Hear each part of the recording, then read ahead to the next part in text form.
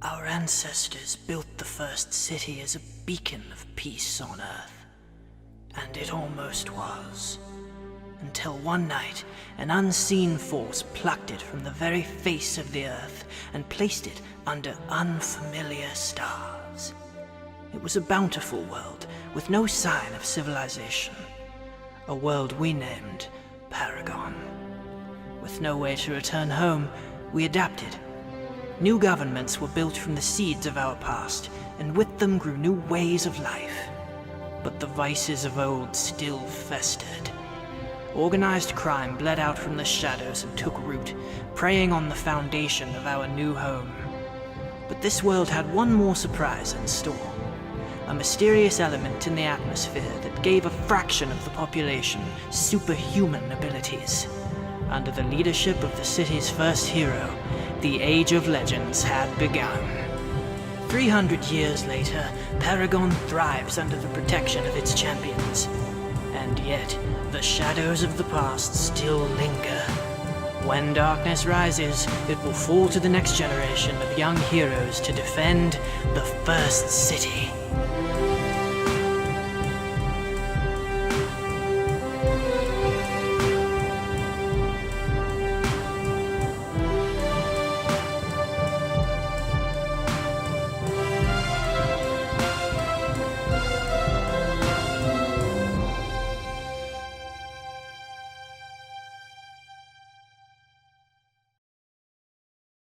Welcome to First City, the show where you too can pretend like 2021 is something that happened a very long time ago on a distant planet. So, before we jump into this particular episode that, oh, you guys, I'm so excited for, like, I'm not even going to try to hide it. I am vibrating so much I didn't even sleep last night. And that is not an exaggeration. I am so excited about this one. But before we get into it, I would like to let you guys know that our original game system, or rather our first draft of our original game system, titled Panels and Powers, the very game that we are playing, the game that powers this show, is available for download on itch.io. There will be a link for that down below in the description. And the best part is that you can get it absolutely for free. Now, any contributions that you can make are, of course, appreciated, and we love you for it.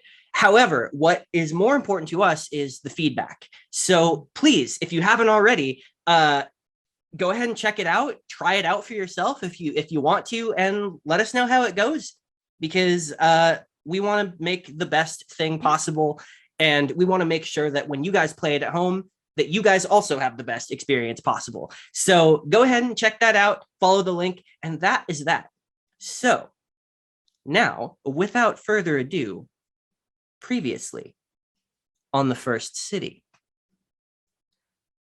QuickTime came to the house late at night with news that Helix was in the hospital. But before we resolved that, we went back a couple hours as Jeremy went to the Triple Thread to speak with Decker. But there he saw the Shadowboxer, who we know to truly be Helix, and who Jeremy figured out to be Helix, now on the same page with everybody else on Team Pantheon, watched him get absolutely clobbered in battle, yet still win what he learned was a championship match, his 20th match.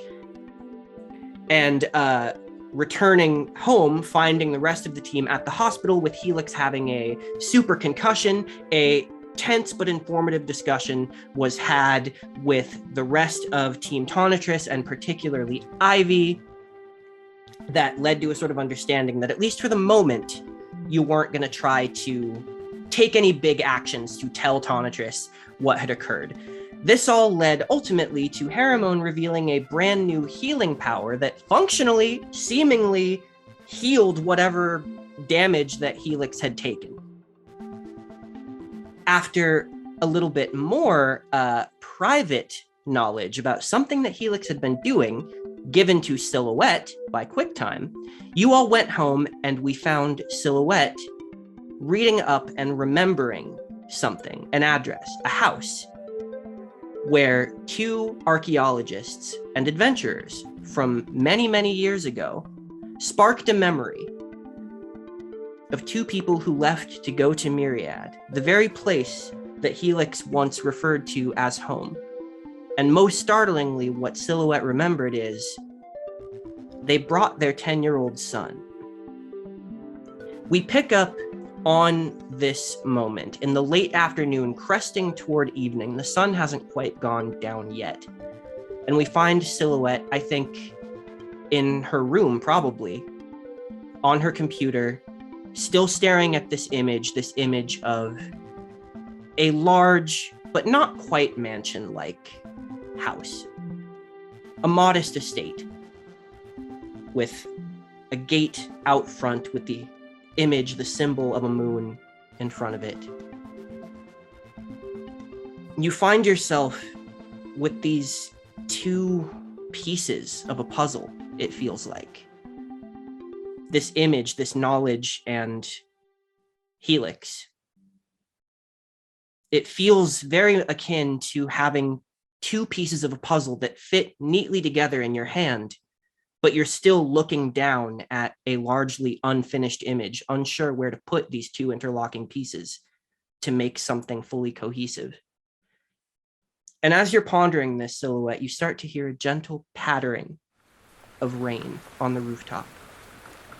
Looking out your window, you see that the creeping gray that has slowly been crawling across this day has finally coalesced into a gray haze, a sort of middling summer storm that's not quite warm or cold. It just is.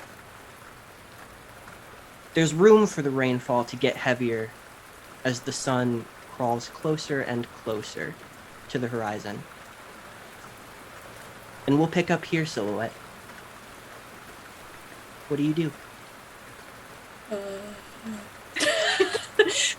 That's a lot of pressure. Where's Helix right now? Do we know? Is he still in the hospital? That's where you last left him. But it's been many hours. I thought we were told that he got discharged. No, I mean, you left. The last that you saw him, you were dismissed. Yes. And he was seemingly healed, but Dr. Lim wanted to keep him and, see what the hell had happened. But with my medical knowledge, I could easily infer that he's, gonna be discharged. Probably? Probably. It depends. I mean, you really don't know what they're gonna do. He seemed fine, but yes, they might want to investigate, is this temporary? What is this, does this power permanently heal? Okay. This is a new thing. Okay, so... Okay, there's two things I want to do. Mm-hmm. The first thing I want to do is text Helix, and I'm going to be like, hey, I have an assignment I have to do about, I don't know, history and stuff. I know you're just in the hospital. But I want to let this happen so bad, but canonically, I don't think any of you have his phone number. No. He never gave it to you. And when you guys asked Ivy for it, he didn't give it to you. We've all given him our phone numbers over and over and over and over again, but it's been a running joke on this show that no one has been able to get his phone number. I was gonna say there's no Bookface type website. I mean, I'm sure there is, but he's not on it. There's no metaverse.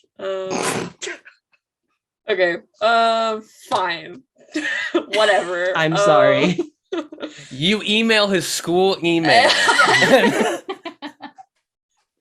What is happening? Okay, sorry. Okay, fine. I go on adds to Silhouette's anger. Mm-hmm. Go on the World Wide Web, and I just look up their names. Can I say that? Google. Yeah. You look up their names? I look up their names. Yeah. Okay. Fun fact. So if you use a brand name or whatever as a verb, then the more that happens, the more likely it is to lose its trademark or whatever. That's why Adobe hates the verb Photoshop. That's why like Google probably hates, well, I don't know if they care, but like Google as a verb now sort of takes away. Anyways, yeah. Interesting. Did Yeah. not know that. Like So- Kleenex. Exactly. So I don't like to bar tasty information behind dice rolls, and I want to do that less and less the more we go on. So I want to let you devote time to just doing this. What I'm going to have a dice roll for is to see functionally how long it takes you to get the maximum amount of information. Okay. So the higher you roll, the more efficiently you're going to get all the information. And the lower you roll, it's going to take you longer, and we might bump into a time where something happens. Okay. So go ahead and make me, if you have any skills in researching or investigation or anything like that. Otherwise, it'll just be straight intelligence. It's just intelligence. Okay.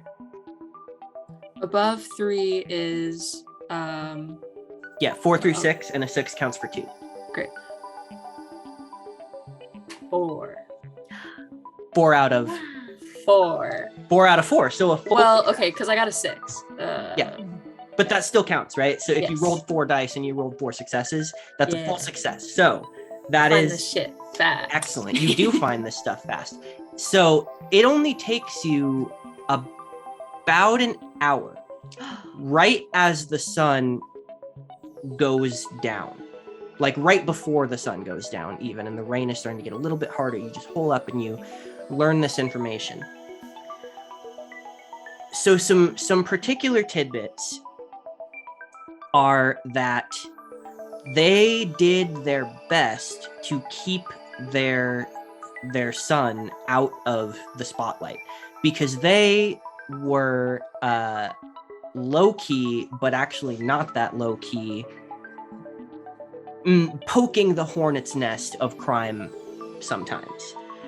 They explored all over Paragon, and they would collect artifacts that essentially crime families and crime lords who went off and founded their own cities on the main continent, artifacts that those individuals and those organizations had taken from cultures left over from Earth. And what they would do is they would go, and occasionally even working with heroes. A very tasty piece of information is that they were known to work with Tonitrus at times. They were not explicitly superheroes, nor did they have powers. But they did have targets on their backs a lot of the time from crime families, because they stole back cultural artifacts from them to give back to their proper ancestral owners. That is something that they were largely known for. But this leads you down a sort of rabbit hole where you watch their credibility in the public eye shift. And you start to realize why this is probably why over time this memory faded sort of to the back of your mind, because they were really popular when you were like a kid. But as, you know, throughout the years that you were growing older and doing your silhouette thing, they were falling out of favor because they had a theory. A theory that there was some sort of map to a deeper understanding of what Paragon is and why we're here. They believed that they were unearthing sites left behind by some intelligence. They believed very strongly that someone was in fact here, and that Paragon might even have been left for us deliberately, that we were brought here, and they were trying to prove it. A lot of their evidence was not published because they knew how it made them look. And they knew who would come after them if they,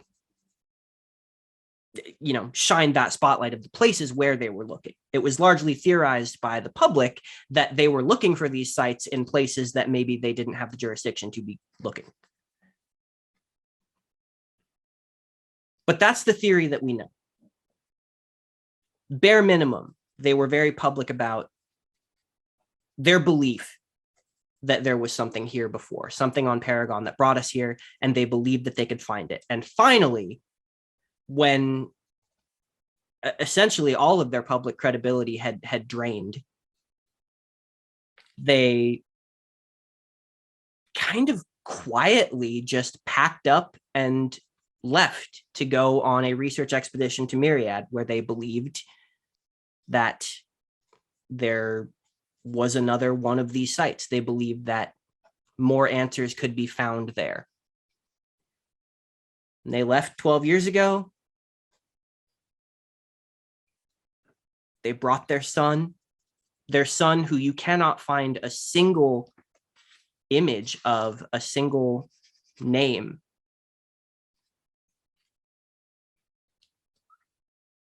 Only the knowledge that he existed and that he went with them.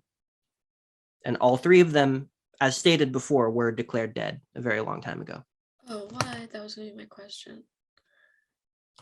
Okay, it's been 12 years, and that place, there are multiple reasons why people don't go to Myriad. How'd they die? It's not known. What? Because they went to Myriad, And where there are no people. Yeah, no one goes there, so they just assumed we haven't seen them in 12 years or whenever. And we're sure as hell not going to go looking for them. So they gotta be dead. They gotta be. As far as is publicly understood, Myriad is a massive, dense jungle continent filled with titans. The only other place where titans exist besides the Titan Wilds, where Hairomone comes from. And it is understood largely that the titans there are bigger and meaner. And there are other things about that place too that you find. You found that people who early on in the exploration of Paragon, when people were first brought here, they explored and people went in there and many didn't come back out again. It's said that not only is the landscape dangerous, the wildlife is dangerous, and the plant life is carnivorous. But there's something in the atmosphere there as well. A strange sort of ionization field that just emanates from that place. And electronic devices are very difficult to use there. So people went in there well prepared to be found and just couldn't. Signals don't get in or out of that place. So it's just not somewhere people go anymore. It's pretty far. I mean, the main continent near First City is like right offshore. Like you could take a little pleasure cruise for 20 minutes and get to the like main coastline, right? But Like Myriad is like, you definitely cannot see it from First City. You would have to, I mean, if you were going to probably take like a plane, right, would be the fastest way, would be to go by air. Which also would be very dangerous because planes have flown too close and that interference messed up the computer on the plane and planes have crashed there. So I have a question. Yeah. So what is it? You said that you could take a pleasure cruise to one of, so is it like a large archipelago? Is it? No, like... I said you can take a pleasure cruise to the main continent that is next to First City. For reference, okay, Myriad, you can't even see. It's nowhere near that close. Myriad, it would be like a several hour plane ride. But for what we know about it, it's one continent. Yeah, it's one huge continent. Interesting. I'm just imagining that Silhouette is like researching all of this with one apart, like normal, like curiosity vibes, but like at the back of her mind is just that seething anger from last episode at Helix for just like being a dummy. Yeah, I guess so. Okay, so I just like, okay, you know, Silhouette is like Myriad tours. What comes up? Nothing. You're lying to me. No, it's That's genuinely. I mean, impossible. it is the Give knowledge me the that it's real impossible. results, Ian. Is there Go to the dark web. I mean, This the is only censorship. the only there are images of the continent taken from offshore, understood to be sort of the border of that strange emanation, that ionization in the air, what a lot of people call an extreme EMF field. So there are images of the continent that are taken that you can see, just like a dense jungle, like a wall of trees appearing just a little ways down from a rocky shore. Okay. And there are some old, like hundreds, a couple hundred years old stories of people who went there and went in very shallow, saw some shit, some big monsters, lost some people, and got out of there. That house was recently sold, right? The house is for sale, but has not been sold yet. For sale. What's the realtor's number? I'm not going to say a phone number because it I feel like that's weird to say a phone number because that could just be somebody's phone number. But you can easily find that phone number, yeah. And I mentioned this before in the last episode, but it is very clearly a realtor that deals in not necessarily exclusively historical landmarks, but in like places that are owned by the city. Okay. Like a government realtor. Okay, sorry. I got the giggles. Okay, cool. Is there anything else I know, like I am able to find out about like the house itself just like online, or is like that mostly it? About the house itself? Is there a Zillow I guess listing? so. Or like, yeah, is there a Zillow list? The price is that it's going for looks like it's decreased a few times. It's been on sale for a while. About, let me think. And like the last people who lived there was that family, right? Yeah. Well, after they left, their caretaker, and you can find the name of their housekeeper, kind of butler figure. Officially, he was listed as their executive assistant. He was the owner of the house. The house legally should have gone to their son, presumably, but he's also dead. So the housekeeper's information is there? Yeah. But the thing that you see is that that man, whose name I will give you right now, his name was Jonathan Haley. Jonathan Haley was the executive assistant to the Moons. And he was very elderly. And he passed away about 8 months ago, which is when the house went up for sale. And you also can see that the house was had been for quite some time, like a period of years. Jonathan Haley had been pushing for the house to become a protected historical monument, and it was never approved. And the cycle had started again. Like he tried to do it every year and like went through, and that always got denied. And it was once again in that process of becoming a protected historical monument. And it was still in that process when he died. So there was no one left for the house to go to. So it went to the city, and now it's just for sale. And it doesn't seem like people are really buying because the price has gone down and down and down and down. That's a really low price. You didn't actually say a price. Anyways, we're just assuming it's a low. Yeah, I'm assuming it's a low price. So of $3 million, probably. Yeah. Well, was it like it's like 300,000 and then it went down to 200,000, or is it like 300,000 that has gone down to like 50K? Like what's the like? What's the housing market like? What's the economy like of this world, Ian? Right now, where it has landed, is at about 160,000. Damn. Easy. For a Easy mansion money. in a city? Yo, Hell yeah, let's all 160K go in on this yen? together. Hell yeah. I mean, because you Facts rolled will a full cover that. success, because you rolled a full success, Silhouette, I will give you one final piece of information because I have given you pretty much everything else about it and a little bit the island. So More, please. the last thing that you know Give me that might be information. contributing is when you stray away from just the history sites and start looking more at like blogs and things.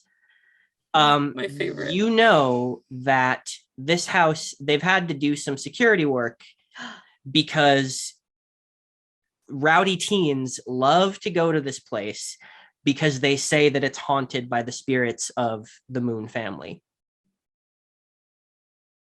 Of course Very they do. interesting. Let's go. Very interesting. Of course they do. Okay, there's two routes we could take. The first route is I convince everyone to join me in being a teen, and maybe even joining the teens and being like, "Hey, fellow young people." Hello, fellow teens. Hey, I guess okay, whatever. Anyways, I'm technically a teenager still. that's what I was gonna say. So am Yeah. I. I'm old as fuck compared to you. I don't think a silhouette is. A silhouette's like, I don't remember how silhouette is. LOL. Okay.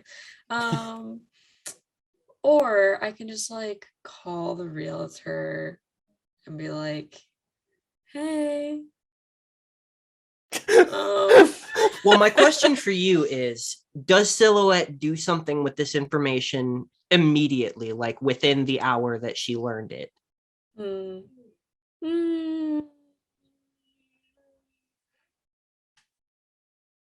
Yes. I don't know what though. Okay, maybe she's like, okay, group chat. Yes. She's like, hey, there's like this house I want to go to. Whenever we get a chance. No questions. BB immediately texts back, wow, that's a pretty reasonable price. Yeah. Yeah, I send the Addy. And then that's it. I just leave it at that. So by the time you finish doing that, the sun has finally dipped completely. And the gray sky has faded to black, and the rain we're has doing it picked tonight? up just a little bit harder. You did this over the course of like the sun going down, because this was after you got home from your training. Right. It seems that mere minutes after the sun goes down, you've closed your laptop, you've sort of finished this brief investigation that you've speed runned here, talked to the group. You hear your doorbell ring just once. Is everyone else home? Bing, bong. Yeah. I go get the door. You run downstairs to get. Okay. Would anybody else have? I'm gotten not there running. first? I'm just walking, Maybe we get to the door at the same time. Okay. I'm and up then to we it, man. fight over it. Exactly. Yeah. I think Haramone's in their room. So I think it's just you two, unless Jeremy's also there. Yeah, Jeremy was probably just sitting in the living room, just on his phone or something. The Just doorbell chilling. rings and we all rush like a dog to the fucking mailman. Who opens the door? I do. You do. You open the door and you see standing on your doorstep with no umbrella is Helix. Fucking God.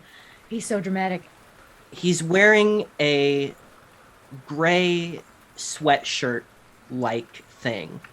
And I say a sweatshirt-like thing because it's sort of long, like a tunic. It goes like halfway down to his knees.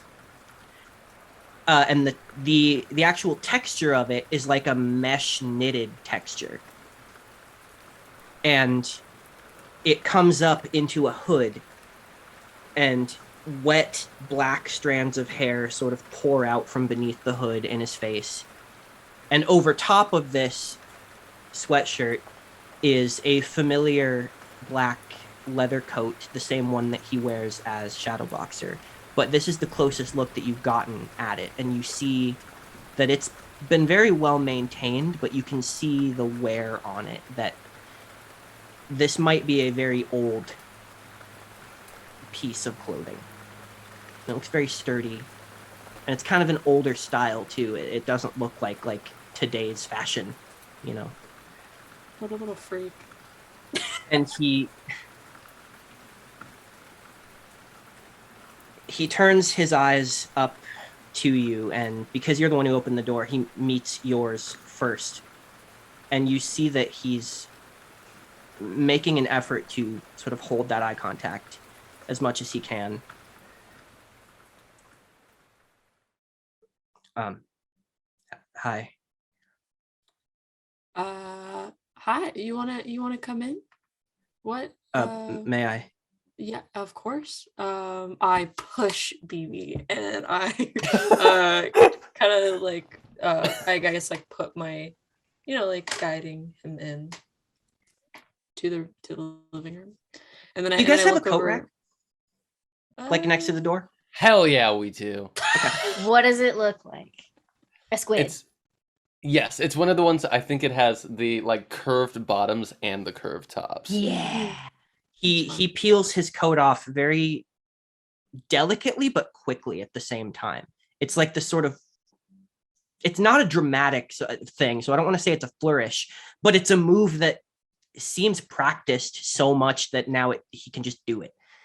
Where he takes off the coat very quickly and quietly and then hangs it up neatly. I look over at Hairomone and I'm not there. You're not even there, yeah. Oh, I think they're in the I thought you room. guys were there. It's the three of us. It's the rest of Team Pantheon. Oh, okay. Well, then in that case, I'm like, I just kind of like call out through the hallway. I'm like, we have a guest. Yeah. Didn't you get your ass kicked like last night? Are you good? Can you be here? I mean, you look fine. I elbow BB. If this is a bad time, I can come back. Sorry, do you want some water? No. You want me to dry you off or something? You're kind of dripping wet water everywhere. When he takes the coat off, what you do actually notice is there is no wet on this sweatshirt at all. And what you realize is that mesh texture, this looks like some sort of athletic wear. And it seems to wick away the rain as it falls on it. So hydrophobic. His like the front of his hair that was out of the hood is wet, and his pants are not very wet because he had the coat on. So he's actually not, like, the coat is dripping onto the ground, but he's not very wet. I go get to the kitchen and I'm trying to get Helix a drink, but I'm not sure what Helix would want. So I come back with a bottle of beer and apple juice and a bottle of water. Oh my god. He sort of takes all three of them and he just stays holding them, like he doesn't really know where to put stuff down. You can drink one of them or all of them if you want. Thank you. He just goes to like the nearest side table and he puts them all down. And he stands like, he inches in just a little bit, but not any farther than like whoever is deepest in the room. Like he tries to just like stay not pushing past where you guys are sort of letting him go. And he doesn't move to sit down. I kind of try like putting my hand on his shoulder to like bring him more into the house, and then Sola looks at him and is like, it's really what are you doing here? I actually was trying to get a hold of you, but I wanted to get a hold of you, but I don't have any way to contact you, so this is kind of perfect. Right. Yeah, that would be, I could see how that would be difficult. Are you okay? Yeah, yes, yeah. I just, is everyone else home? I was hoping, Stomp, stomp, stomp, stomp, stomp. I just wanted to have a conversation that I think but I would prefer to wait until and he sees you coming down. You see Haramone in like a blue kigurumi, just like A what? Yo. you know the like onesies that are like oversized, and they have like ones that are like a hamster or a Pikachu. Wow, very cute. Yeah. So you see Haramone in one of those. And did we train in the rain? Or like No, near it's the rain? it's been gray okay. all day and creeping in, but it only just started raining in the last hour. Okay. Well, I think regardless, like Haramone's hair is double the size. Mhm. It's just like woof, and it like bounces as they stomp, not stomp as an angry, but like come down the stairs. As And they do, something goes from awkward to tense with him. Like he almost goes like at attention, and he like trains on Haramone a little bit and then like slightly away, trying to stay like centered. Did you want to talk to all of us or just a select one or two? No, I need to talk to all of you if it's a good time. It's not a big. I mean, it's kind of actually. Man, we're really busy right now, so I don't know if this is a good time. That was a joke. I was making a Right. joke. We're not going anywhere. He halfway It's, turns around to leave. it's raining outside, and we don't hang out with people very often. when he halfway turns without even looking at him, like they're gliding to the kitchen essentially. Mhm. They just sort of point with two fingers at him and say sit, and then they go to the kitchen, and they open the fridge and they root around a little bit, and Haramone pulls out a glass bottle of root beer. I knew it. Yeah. And hands it to him. And if you want, you could make an insight check on Haramone, or I could just tell. Like, I don't want to assume that that Helix can understand what's happening here, but He's actually no. I'm not making any rolls for him right now. okay. Yeah, he's not doing it right now. He's and somewhere else. They hand it to him, and they're looking at his chest to avoid looking in his eyes. Mhm. But they do sit adjacent, like in a chair adjacent to wherever he is. Mhm. But they're not looking at him. He takes the bottle and an eyebrow goes up when he does, and he stares at it. And something does break slightly. Just a bit of that tension falls away.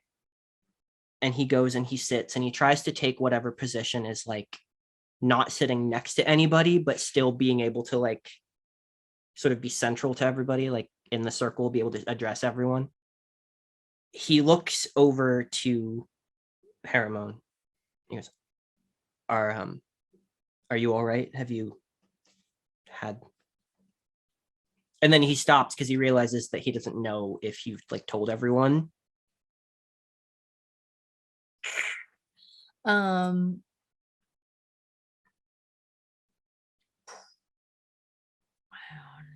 Oh, I don't know if Haramone says anything to that.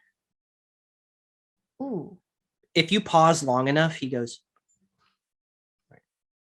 and he sits back in his chair a little bit and he puts his hands like this. He squares himself a bit and he seems to purposefully change his posture, almost presentationally looking at everyone. You see a sort of that stiffness and that awkwardness, it turns into something more controlled. And he begins to speak a little bit more clearly, a little bit more loudly.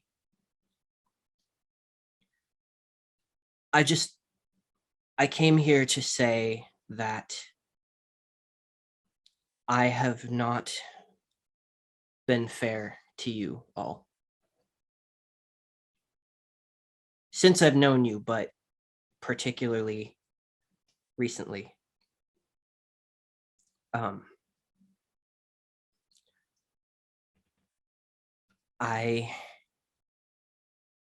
I've been teasing information to you and then guarding it again, giving bits and then guarding. The truth is that, well, there's always been a certain disconnect between my feeling of emotion and my expression of emotion. And I've spent the majority of my life honing that reality into a tool that has been useful to me. I didn't come to this school to make connections. And frankly, I never expected to meet anyone who I had anything in common with beyond a drive to do good. But what I didn't count on was that I feel a thread of similarity with each of you for different reasons. And I haven't quite known what to do with that in a way that I don't even feel with my own team, even if I may want to. And I've found myself, against my better judgment, finding myself pulled to revealing things to you about myself that I did not intend to.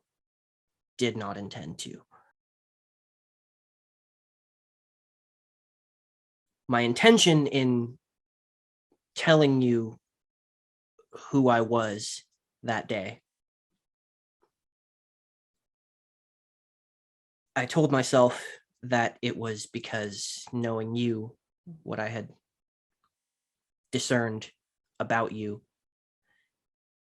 is that you would probably pry into it anyway, and that would put me in danger. So I was trying to control the situation to the best of my ability, but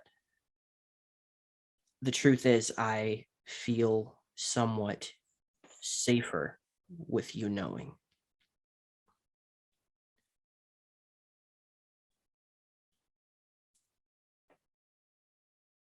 And this includes you, Jeremy. I know I've known you the least, but I feel you and I have a lot in common as well. And it would be unfair not to include you in this.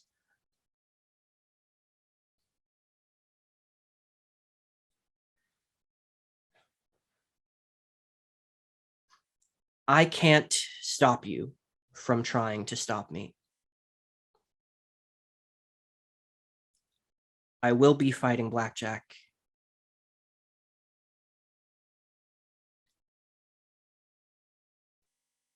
But I think you deserve to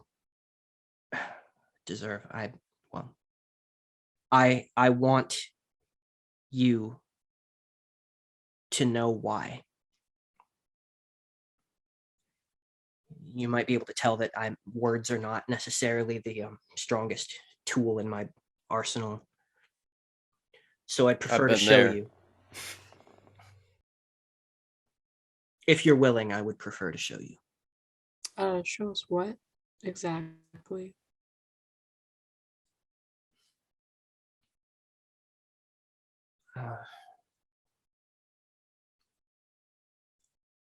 Show you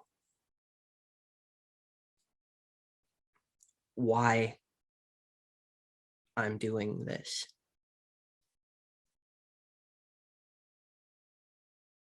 All of this. At least a piece of it. And I won't ask you to understand. I never ask anyone to understand. I manage my expectations on that front. Well, how can we see? He reaches into his pocket. He pulls out his wallet, opens it, removes a slip of paper, and he hands it. He hands it to Silhouette. Yeah. And it's the address. It's the same address that you already have. And he goes, this house, this is where I would like to meet, but it has to be late, like midnight if possible. Like tonight? Yes, as soon as possible. Great. And I would ask that you make sure that you're not followed, that you be discreet. I'm good at that. Yeah.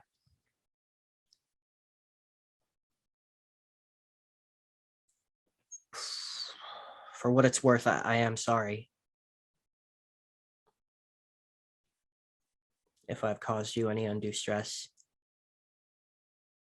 I mean, I think we're all just teams that care for one another in some kind of way. I think this being your first time on a team, maybe, I don't know, is maybe just proving to be a bit more difficult. But I mean, we're still going to be here, even if it's still difficult for you, you know? Yeah, unfortunately, you can't get rid of us. You're stuck with us.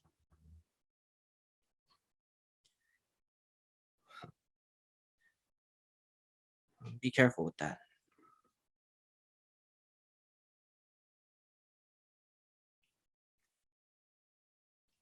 That's easy to say when you don't know.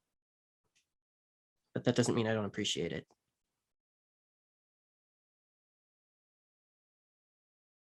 I think you'll find that we are here for the duration, whatever that may be.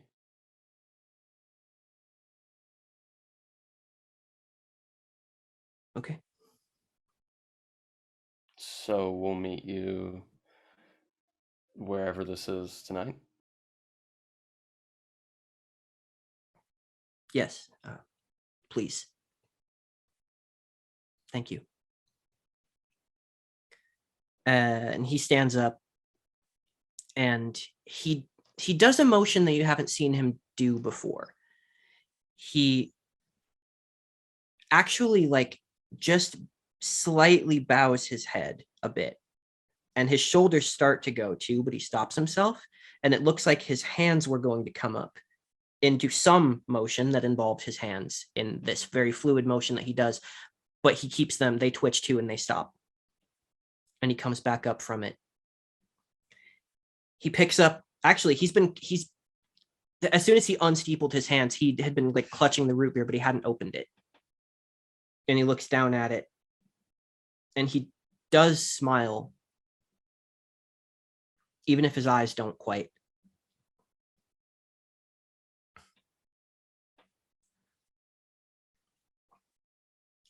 And you see that his attention flicks back over to Hairomone, tries to move away, but he forces himself to stay there. Because he's in love. Okay, sorry. I think when that motion starts of him bowing, I think it's also instinctual for Haramon to return. But Haramon actually does it. Haramon puts their hand on their heart and bows fully from their seat, and their waterfall of hair just sort of floofs down over their face. And then when they come up and they shake it out to get it out of their face, they lean and look back towards a direction other than him, but they finally flick their eyes to meet his before going back to deep in thought. When you come up from the bow and you don't make eye contact, by the time you actually do, he has turned away, and he is once again doing that deft motion, puts the coat back on, opens the door without looking back and walks back out into the rain. Before he leaves, I open his soda for him and then I kick him out. Nice. Oh, he's holding it. So you sort of catch him in the door. Yeah. And there's sort of a short circuit moment where you've sort of interrupted someone in the middle of a fight or flight. And when you try to reach for it, there's a strong resistance. And then he looks at you and there's something sort of harsh and reactionary there that's kind of frightening. And then it softens and he goes kind of red for a second. And then he's, I'm sorry. Did you want this back? No, I opened it for you. Oh, thank you. Drink up. I'll see you later. Right. And then I close the door. Yeah. Just a man walking through the rain with a root beer. And now here you are, all together in your living room after this encounter. Okay, guys. A little weird. Okay, so Silhouette starts like rummaging through her pant pockets, and Her many pockets. her many pockets, and she holds up one, right? That has a little Addy censored. Okay, and then she holds up the other one, and they both have the same address on them. And I'm like, and so it's like, eh? BB's holding up the Zillow listing that you sent. Eh? Where did you get that? Pointing to the first Addy. Ooh. Let's call future Zillow Zillion. Zillion Anderson. Zillion listing. Where I got the first listing. Hmm? I forgot where I got the first. It was listing. Quick Step, wasn't it? Quick time. Quick Quick time. time. Oh yeah. Wait, why? It was like secret though. Yeah. She was Because like, she followed him to that house about a week ago, and it freaked him out that she saw him there. Right. And then she wrote down the address to look into it, but she couldn't bring herself to do it because she feels like she hurt his feelings so much by like invading into that part of his life. Oh, So she yeah. gave it to you. And then she was like, I don't feel like we're friends. I was like, we're besties. Okay, I forgot. Sorry. And I'm like, someone on another team gave it to me. Like recently. so what is this place though? I was looking into it, and it's a house. It's like a historical house. And it's somewhere that Helix is super familiar with. I don't know what kind of like ties he has to it. But the people who lived there are now probably deceased. And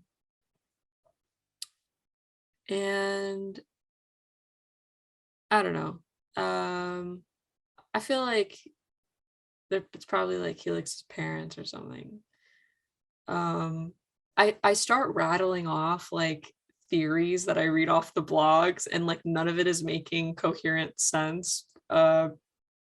Because obviously there's just so much.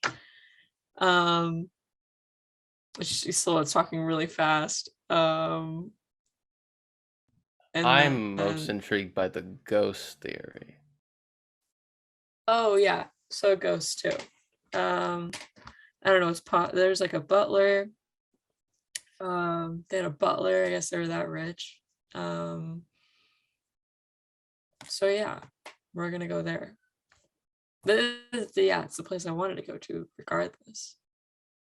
So yeah. Do you guys think we should be like, I don't know, ready for something to happen? This all feels very serious. You mean fighting happening? Yeah. I mean, I could be ambushed by like people from the government trying to kill me at any time. So. Oh, that's true. Yeah, I feel like I'm always prepared to fight someone, no matter where I am. And I guess there'll be 5 of us anyway. But It'll be fine. Yeah. Yeah. Okay. How much longer until we get to go? It's like in the middle of summer, sun go down at 9. 9 Sun go in down May. real late in summer. Oh, in May, probably closer to like 7:30. Yeah. Or wait, no, it's not May. What am I talking about? It's July. It's July. Yeah, 9, 8:39. So okay, so we'll say it's about 8:30 right now, roughly. So 9:30, 10:30, 11:30, 12:30. 12. So about 3.5 hours. We're meeting him there, right? Okay, here's my suggestion. We put on our most covert gear. We leave. We go get burgers, and then we go to the house. Yeah. A Or, 4-step plan to success. Yeah. Jeremy, are you good to go? Like, I'm always good to go. I have like fair. at least 2 theories of why he's doing this. At least 2. At least 2. I'm on a tentative third, but that one's a bit too crackpot even for me. Mm. Mhm. When Silhouette mentioned that it was probably Helix's parents' house, there was a reaction from Hairomone that leaves them sort of crestfallen for the rest of this conversation. But then they go upstairs and they get ready to go, and it's like everything's normal again. Everything's always normal here Yep. in Paragon. So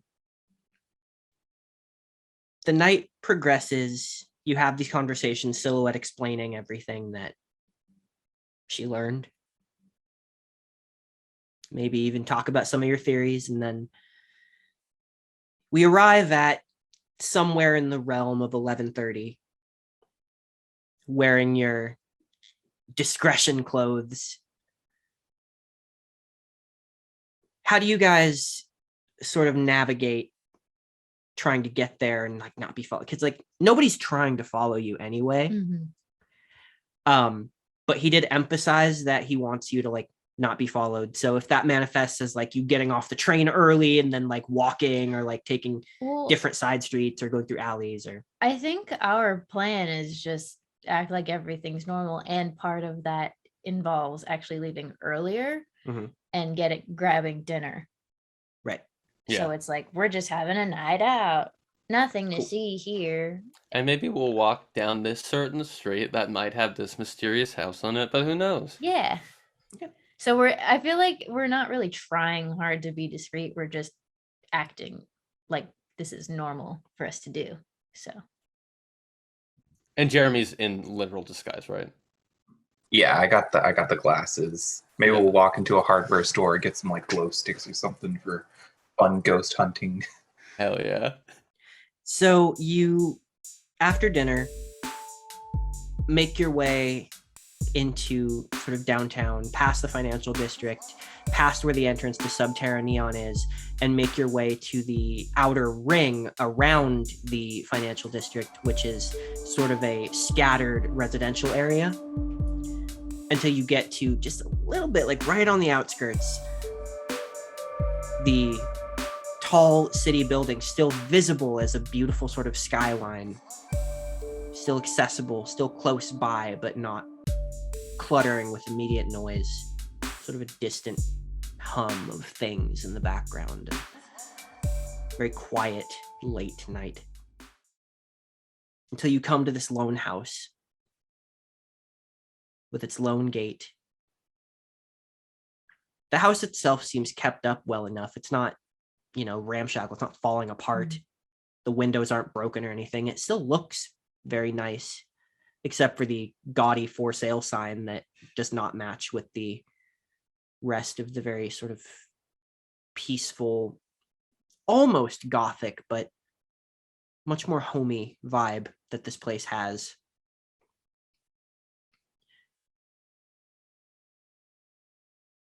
And you do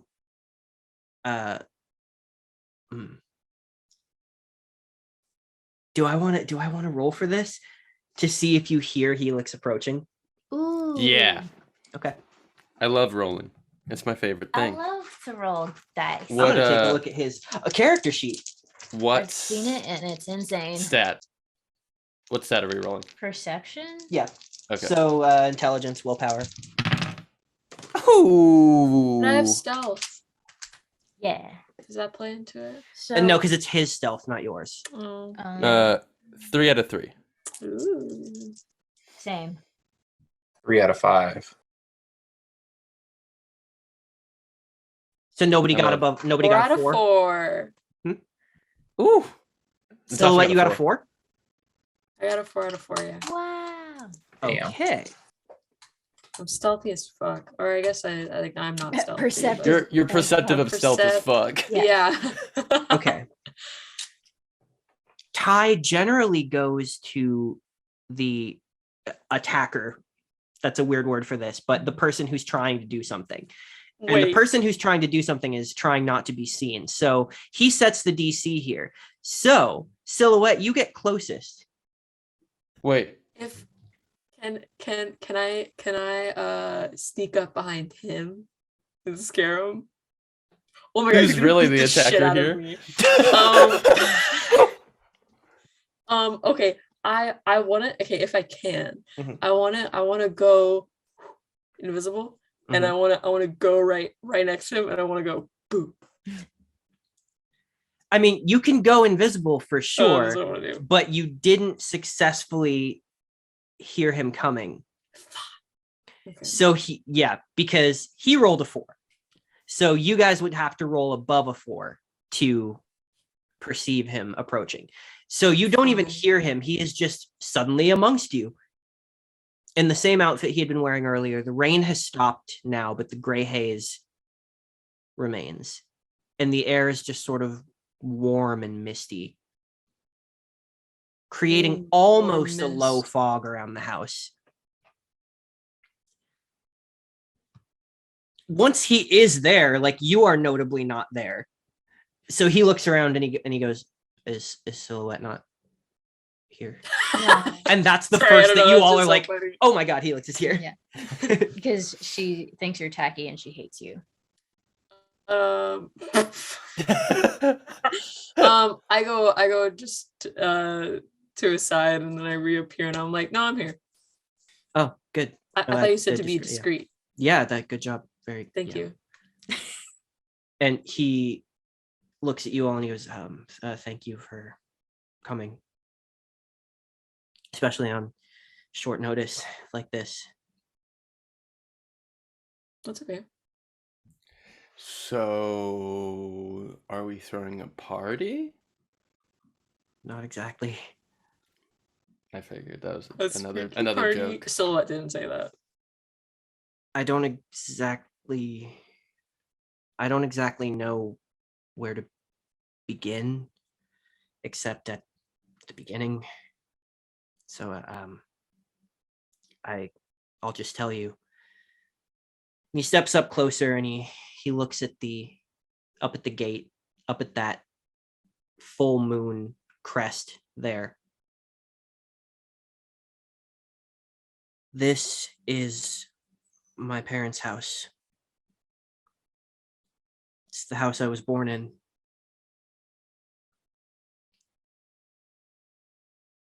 I grew up here until the three of us left together to go to Myriad. They were explorers, adventurers. If you've looked up this house, which you might have, I wouldn't be offended if you did. I did. I'm sorry. Then you know who they are. Yeah, I mean, like, I knew about them when I was a kid. But obviously I didn't know what happened after. They went looking for answers, and I went with them.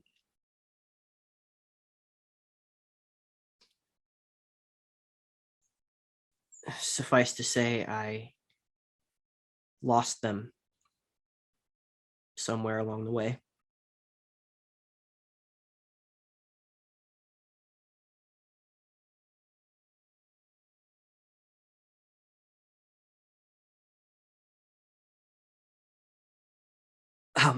Ironically, this legally, this house should have passed to me when I came of age, but I wasn't here. And all it would take to claim it would be, you know, a DNA test, a declaration of my intent.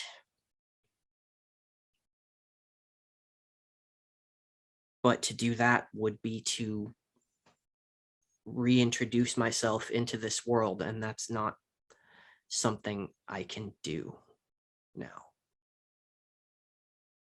Are you gonna tell us why, or are you gonna show us why? Why what? Why you can't introduce yourself back into this world, even though you're at a superhero school?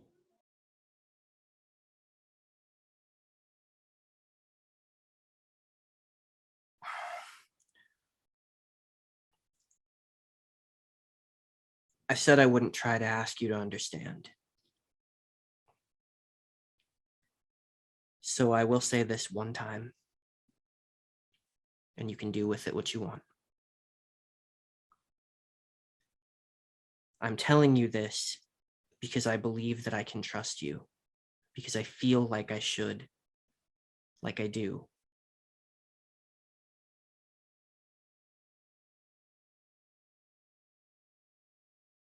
But I think, and then he does look directly into Haramone's eyes, and he says, I believe that you more than anyone can understand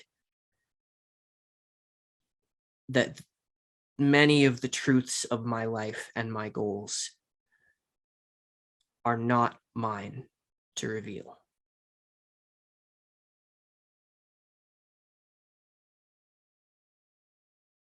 Like I said, I do trust you, but that goes beyond trust. Obligation gets closer, but still doesn't quite hit the point. My purpose is mine, and it always will be. But this, here and now, why I have to fight Blackjack. He reaches up and he touches that silver moon. This is it.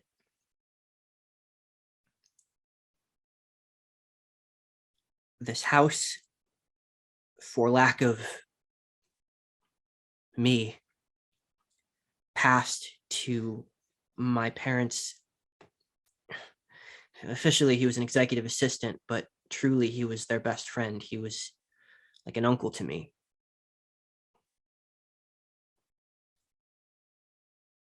He had tried to have this place protected, but he had no heirs of his own, and he was older, and he died before I came back. And this place was never approved as a historical site, and there are many reasons for that, I'm sure. There's a hint of anger that bubbles to the surface.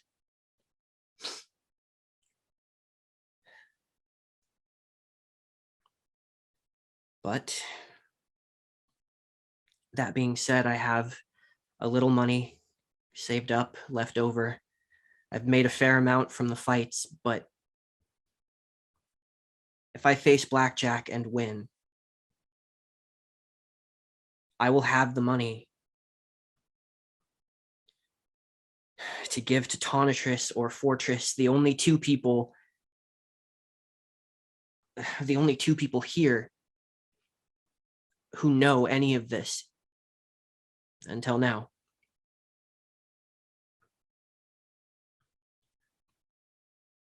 To buy this place for me, to keep it safe.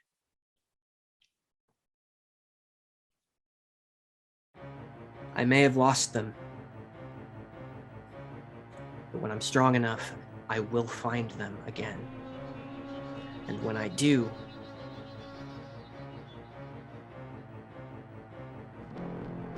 they're going to know that they have a home to come back to.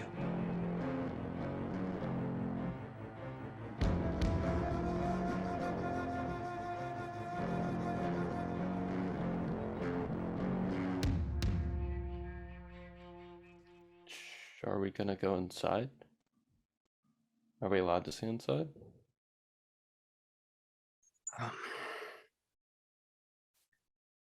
Respectfully, I'd rather not do that. You know, they say this place is haunted with my parents' ghosts. It's kids scrambling for something familiar to justify things they don't understand. I know it well as I can. I don't begrudge them that. There's much more than ghosts in that house. It's their legacy.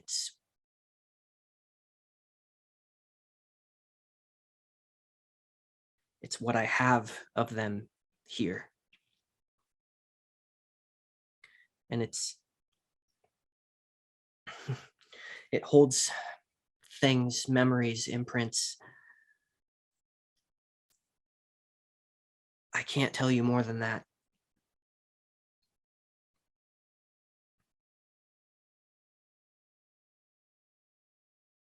But everything that they were trying to achieve, there's a piece of that here.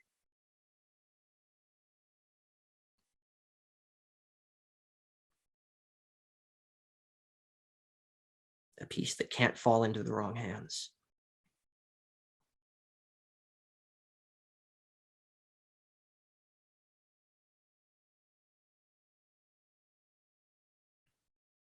I think Hairomone squats to the ground and puts their fingers on their temple, and their hair is so big that they are immediately shrouded by a curtain of black. And they just start to breathe very deliberately.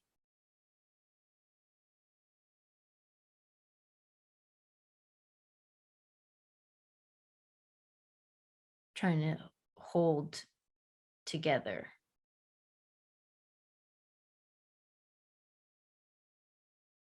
And when they finally come up, tears are streaming down their face, and there's a look of one part exhaustion of, I've been through this before. I've watched a friend or a person I care about get absolutely wrecked before, and all that fear and anxiety and anger is familiar and still fresh, and they don't want to see that happen again with him when he fights Blackjack. But it's also one part exhaustion because everything he just said is hitting a little too close to home in a very specific way. And they look him dead in the eye, and they just say, let's just focus on making sure they have a son to come home to as well. For the first time since you've known him, holding eye contact with you, something in his eyes is so much older than he is. He reaches up, very gently cups your face, and with both thumbs wipes tears in unison away from your eyes and says, "Please do not cry for the lost. Cry to feed the river that carries them home."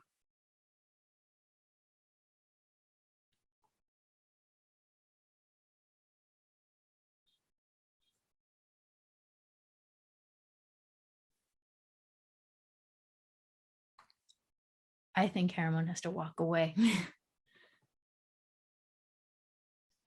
I don't think they can be having this conversation in public anymore.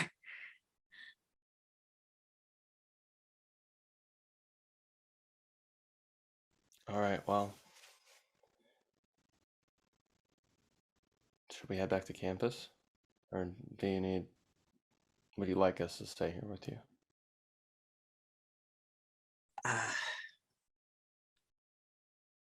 Strangely, it's difficult to find what I would like. I'm more accustomed to actualizing what I need and moving toward it. You all have been an interesting piece of self-discovery on that front. There is one last thing, and I'm sorry. I'm sorry for Haramone. I didn't mean to hurt. I should have known better. And he looks at his hands, and they very tensely curl back into fists and then flex, and then he puts them very deeply into his coat pockets.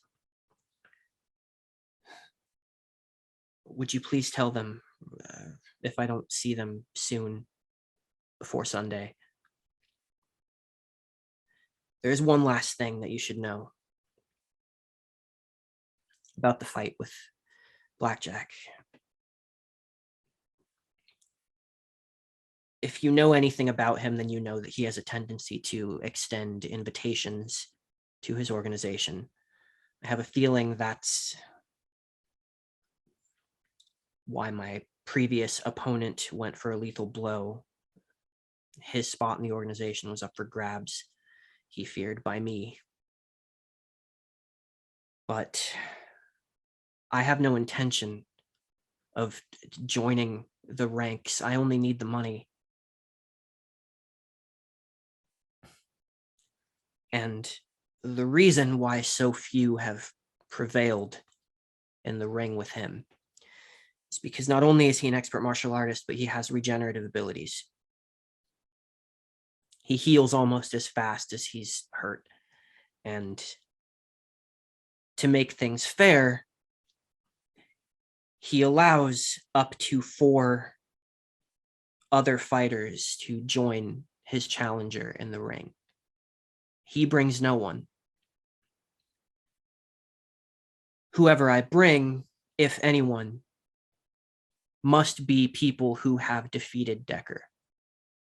And that obviously includes you. And he looks to Jeremy as well. And in that moment, Jeremy, you know he knows. And he goes, "Don't mistake me. I'm not asking you to fight with me. I wouldn't do that.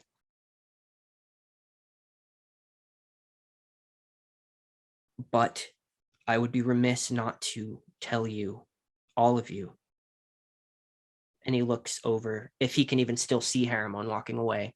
Haramon didn't walk away as in like to go home, but Haramon walked away to like not Haramon went home. absolutely start wailing in agony.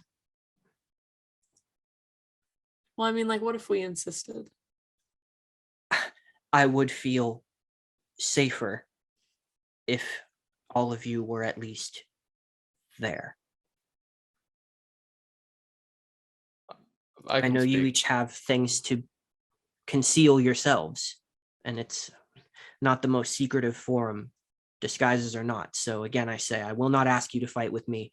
I will only ask if you can, if you're willing to be there.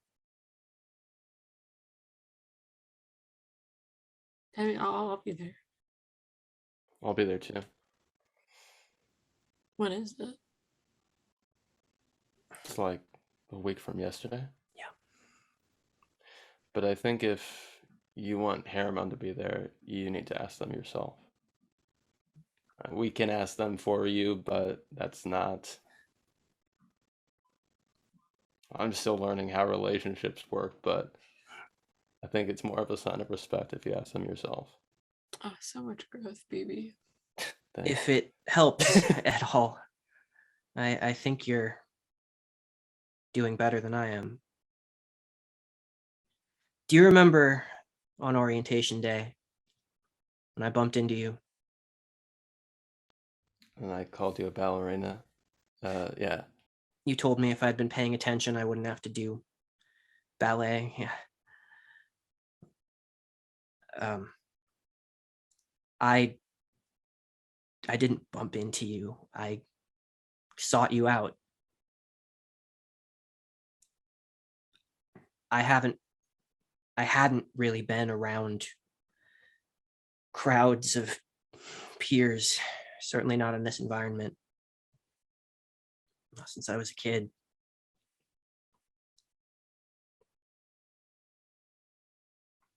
And I have been trained in a crowd to seek out threats very quickly and efficiently, to blend in. So I looked around for some safety net, and when I saw you, I thought there's someone who is doing exactly the same thing that I'm doing. I thought maybe we might have something in common.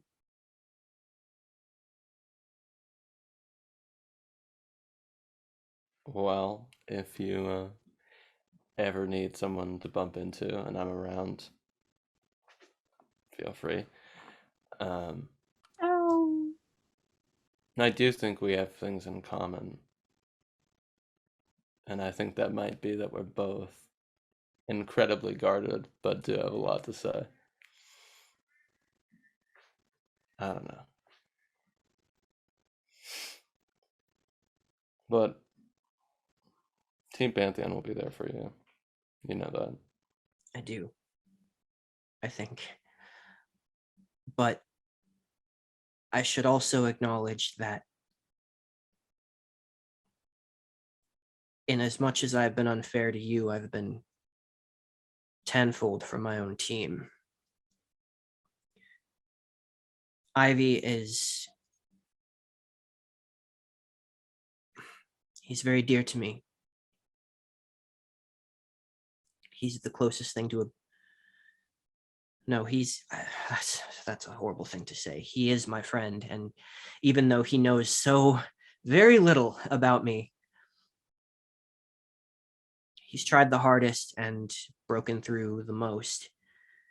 And I see them all trying in their own way, and they're stuck with me one way or another, at least for a while.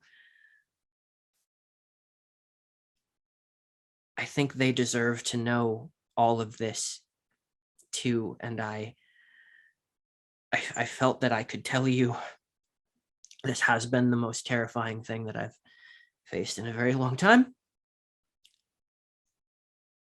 But I fear more what happens when I go home. But this has helped, I think, and thank you for that.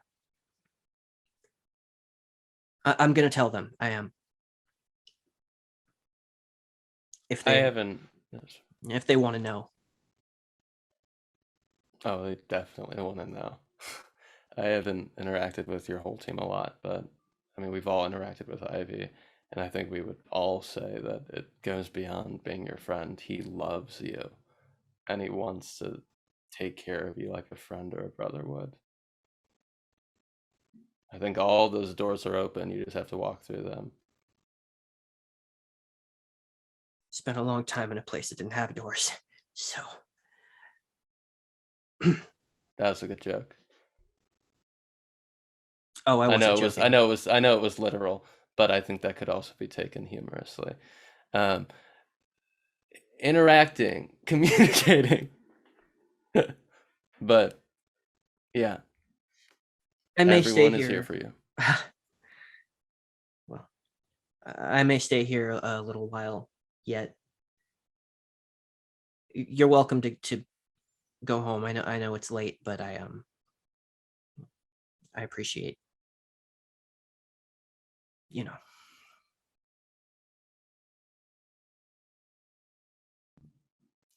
We'll be there next a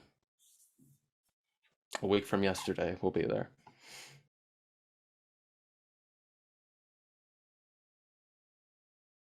Do we head back to the house? Jeremy is gonna stay behind. He has Yeah. some things he wants to talk to him about. Okay. Silhouette, do you want to dip? Yeah. Yeah. Maybe we head back and we get like a slushy on the way back.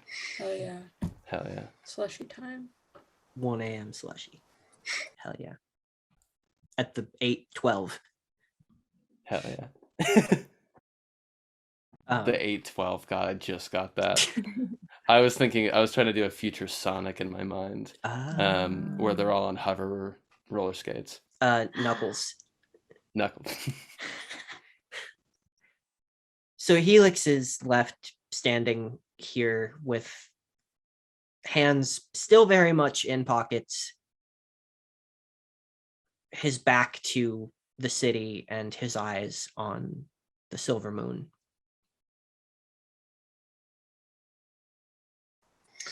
So, I had a bunch of theories as for why you were fighting your way through the championship. And I just found out that they're all wrong. So, It's funny how that works out. it's frustrating, especially, trust me, when you figure out who someone's secret identity is after speaking to them one time for like 5 minutes in a library. It kind of puts some wind in your sails, but you managed to take it all out. But I just want you to know that I will help you, because I saw you thought, yes, I have managed to tan Decker's hide as well. But I have some more questions. I think, if I haven't just all forgotten them all at once. Well, I can try my best to answer them.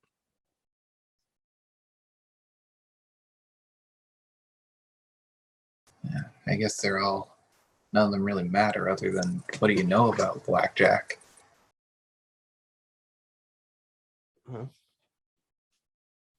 He was once the right hand of Milo Kane. Very notable and largely untouchable for a time until Tonitrus brought him down.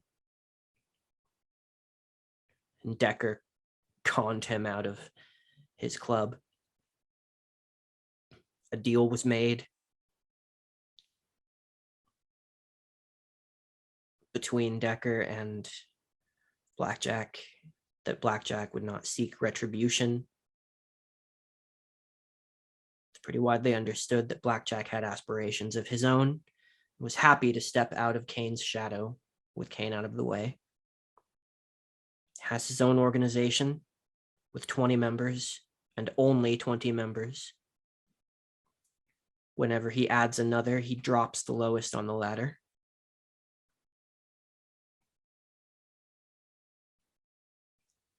He's strong. Maybe not that fast. So Tonitrus knew that you were doing this whole time? This? No. I mean, if he does, he hasn't said anything.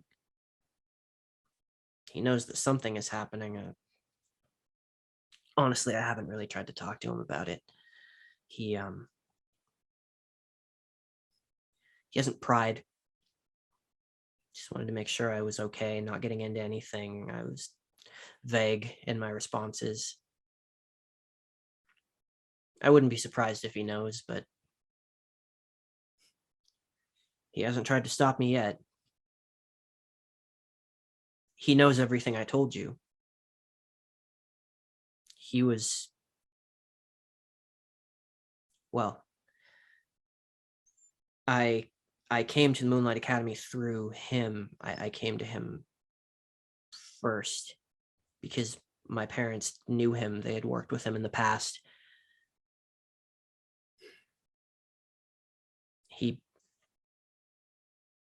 He knew who I was. That sounds all right. Well, I hope you know that I think that you're a complete idiot and hopelessly reckless. And I will only help you if 6 o'clock every night on the dot, you join us for tactics. Because I have a source, and he'll take out his business card that he got from P. Lizardsworth.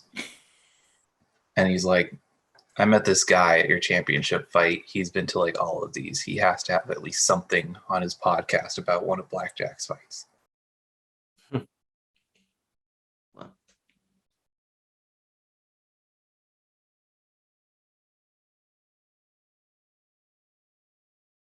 I'm quite accustomed to other people's expectations. Ignoring them rather than not meeting them has become something of a habit of mine.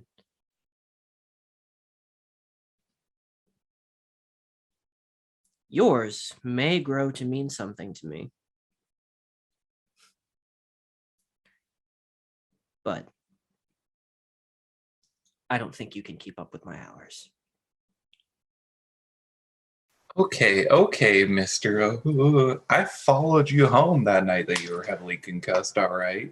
I'll have you know, if you didn't know, which I think you might have, because you took an absurd amount of turns. Like, I thought I was paranoid, but... That is impressive. That is true. I know. Yeah. Well, anyways, us idiots have to stick together.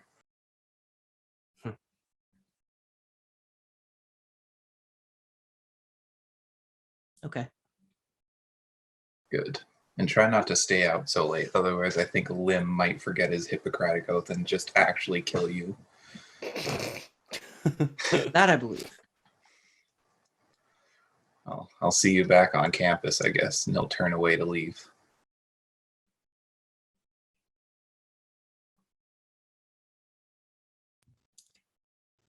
Is Hairomone still about?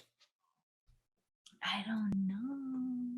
Yeah. I think why BB don't would you have been go? like, do you want to come back with us when we headed out? I think Hairomone.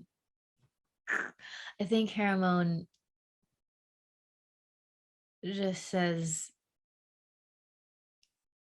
I don't want to be a bummer to you. You should go on ahead.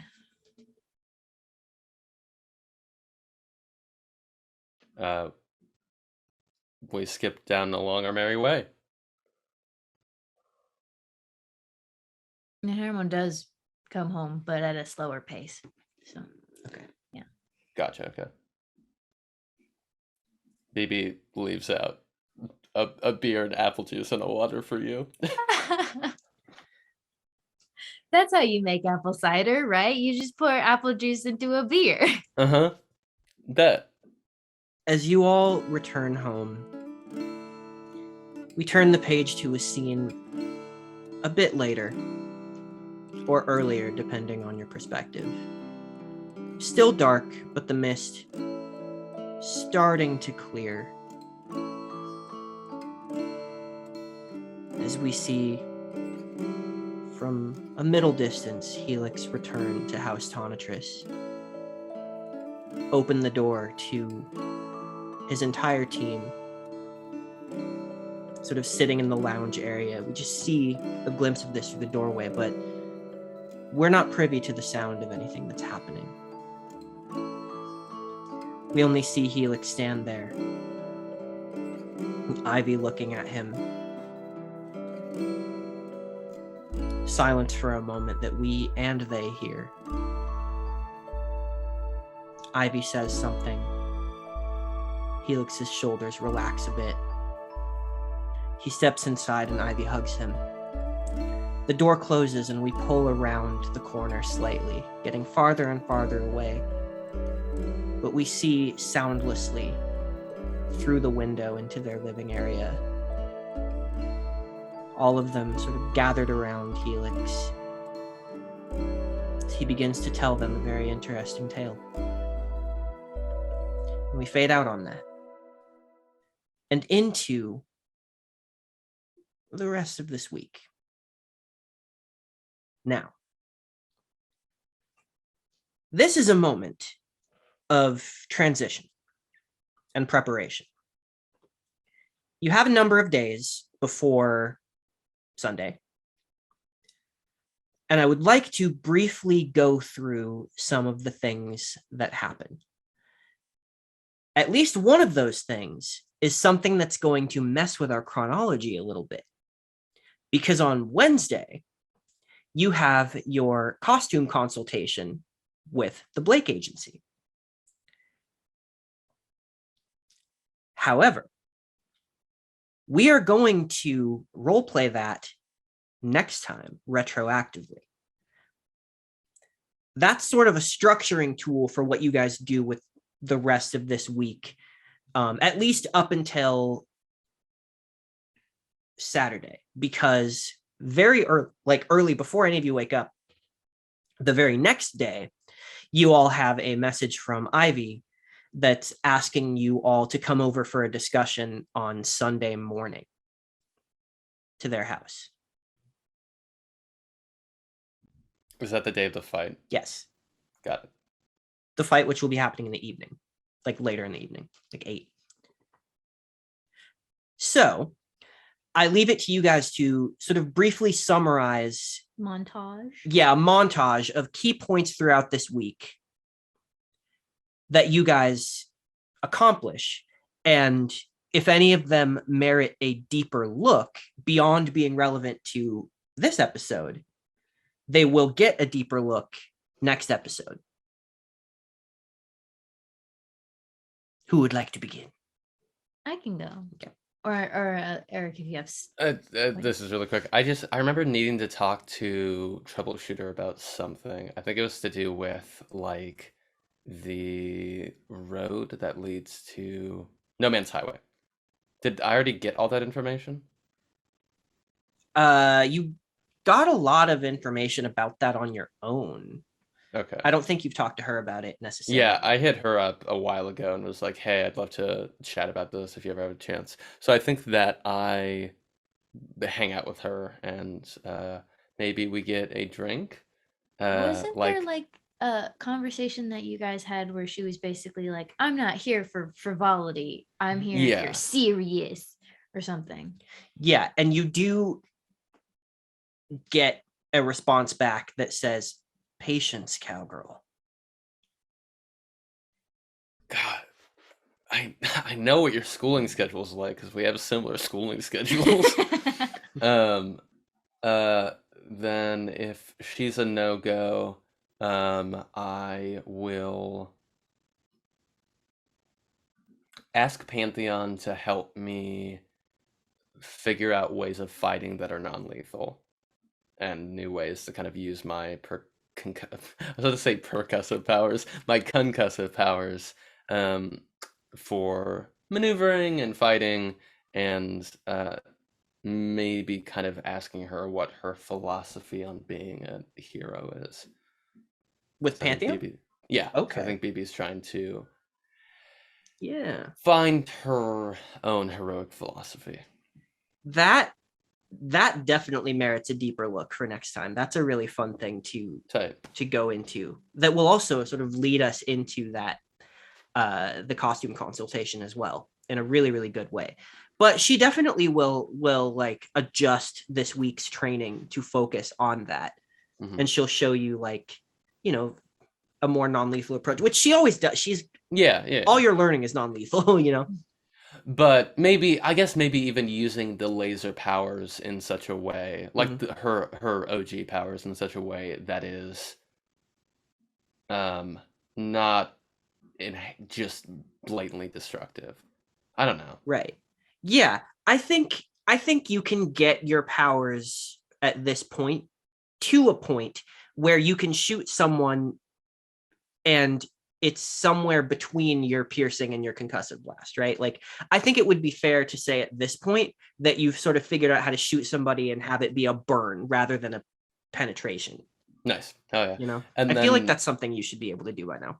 yeah, I dig that. I Mhm. definitely dig that. And then I think that they, or she rather, um, this isn't something we need to run, but like goes and hangs out with like Porter and Echo and Link Mhm. or another team just by herself and kind of tries to make social headway on her own. That's cool. Yeah. Yeah, you can definitely do that. Spend some time with Echo, especially because you can get a little more intel on Troubleshooter True. because Bet. they are pretty tight, those Mhm. two. Yeah. I have stuff prepared because I have to Yes. think about it. While Silhouette is invisible. Invisible. I think throughout the week, Haramone periodically asks Backtrack if he wants to hang out or, do that. And they get a lot of one word answers that clearly indicate not super feeling it or is just ignored ? Well, yeah, okay. Do you mind if I adjust that a little bit Yeah. to his personality? Yeah. Because he would not one word you. But he does offer a lot of explanations that seem to devolve in your mind to excuses for Yeah. sure. Whether it's he's training really hard, he's like super wiped out, he had a little injury and he needs to rest, or he's going to see family, he has an engagement with solar flares, any number Yeah. of things that, and he'll keep like apologizing for it, but you're just kind of not able to pin him down this week, and it's starting to get concerning. I think when he says that he's hanging out with Solar Flare, I think Haramone is so emotionally volatile that they are not the bigger person, and they text him, "Oh, speaking of, is Solar Flare single?" in a sort of like petty, like I'm prodding you sort of way. And I could easily see that not getting a response. It doesn't. Yeah. And then while that's happening, something that I think will take some time in the retroactive is they do go on a date with Snapshot. Mhm. But that's all I'm going to say until we sort of do that. Mhm. But I think other than that, they're just like emotionally volatile. Like everything is bubbling under the surface. You can actively, when you talk to them, you can actively see Selena is reining it in all the time during this week. They're less social with Team Pantheon and other teams. They don't offer to cook as much. Most of the downtime is like spent in bed reading. They're just not in a good place right now. Hey. And that's what they do during the week. Me, Karina, Asteria is like waiting for Helix, but they have no idea that that's even in a realm of possibility. But ooh. So here's the thing about that. He's not going to come to you right now because in his mind, he did. And he feels like he fucked something up probably. And so he doesn't really know now what to do.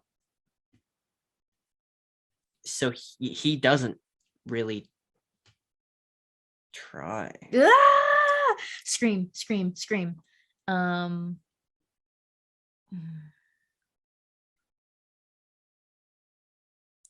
Interesting. Yeah, because normally I would be the person to give him a kick in the butt, but if no one else gives him a kick in the butt, I can't do nothing. Hey, BB tried. BB did try. BB tried really hard. That was a valiant effort.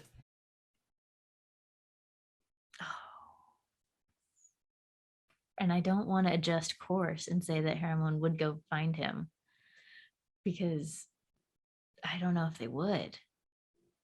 I don't know. Let me think about it. Let's hear what Jeremy is doing.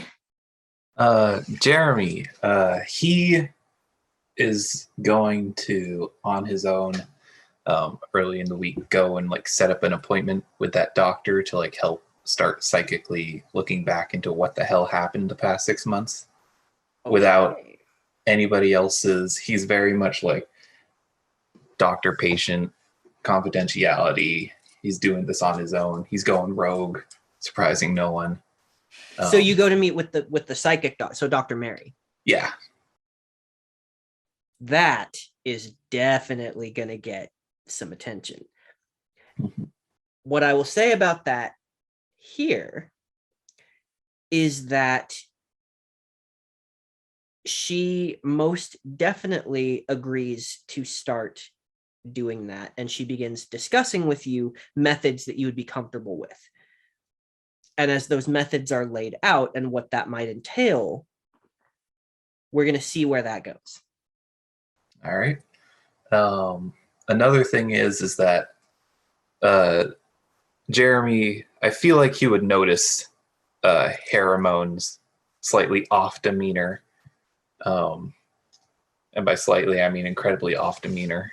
And he would definitely, like Thursday or Friday or something, go and like ask her what's wrong.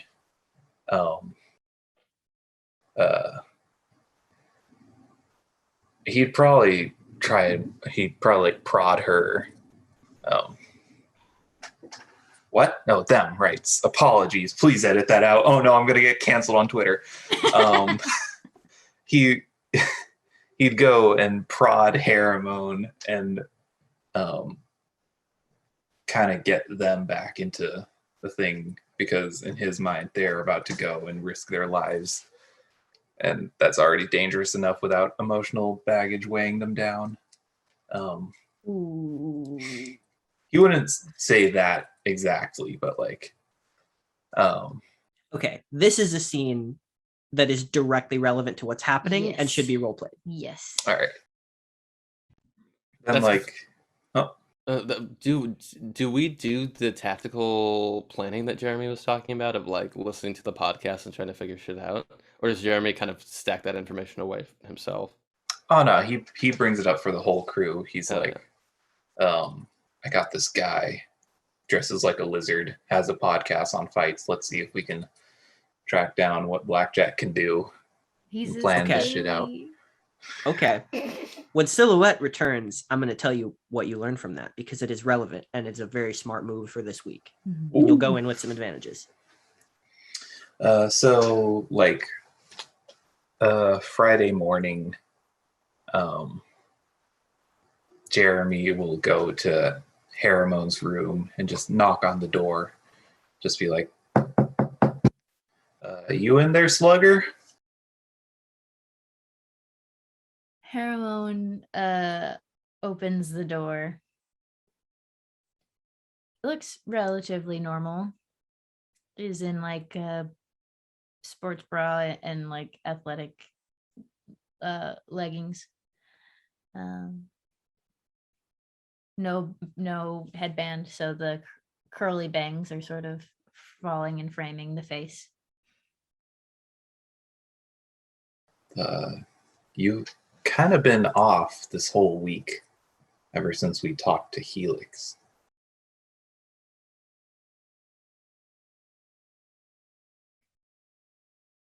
Have. You want to talk about why?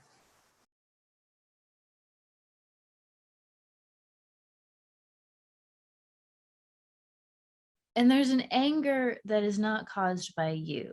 it flashes and it dissipates. And it's when you're so tired that you start to get mad. And they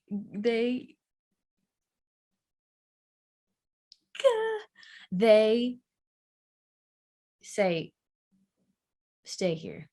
And they close the door to their room. And I don't even think they text Ivy. I think they just go to house Tonitrist and open the door. You open the door? Yeah. Okay, you don't have a key. But Didn't say that they used one. Yeah. I mean, you go and you try to open the door. Yeah. For sure. And I it think is locked. I think there's just so many Yeah. times that they have gone over where they leave the door open for when they Right. arrive. Okay. That their brain isn't fully functioning. They're like, I'm going over and I'm opening the door. But Okay, then you know like, what? "Oh, I'm not shit." going to say no to your idea. That's fine. That's totally fine. No, Um, I meant like they leave it open when they know Haramone is coming. So that step of like they don't know I'm coming isn't thought of in Haramone's brain in this moment. So they just fully expect the door to be unlocked, but it's not. Okay. But if the narrative is more interesting to you and what you want out of this scene, for the door to just be open and Haramone's like, I'm here. Yeah. I'm going to let that happen. So it's up to you. I mean, Haramone is known to do that. Haramone is known to be like, kicks open the door. Hello. Okay. They're the Kool-Aid man of Moonlight Academy. Yes. So you do that and you find okay. What you find is QuickTime and Ivy they don't seem to be here. Mm-hmm. And what you do find is Helix sitting on one end of the couch reading, and the couch is facing the door. Mm-hmm.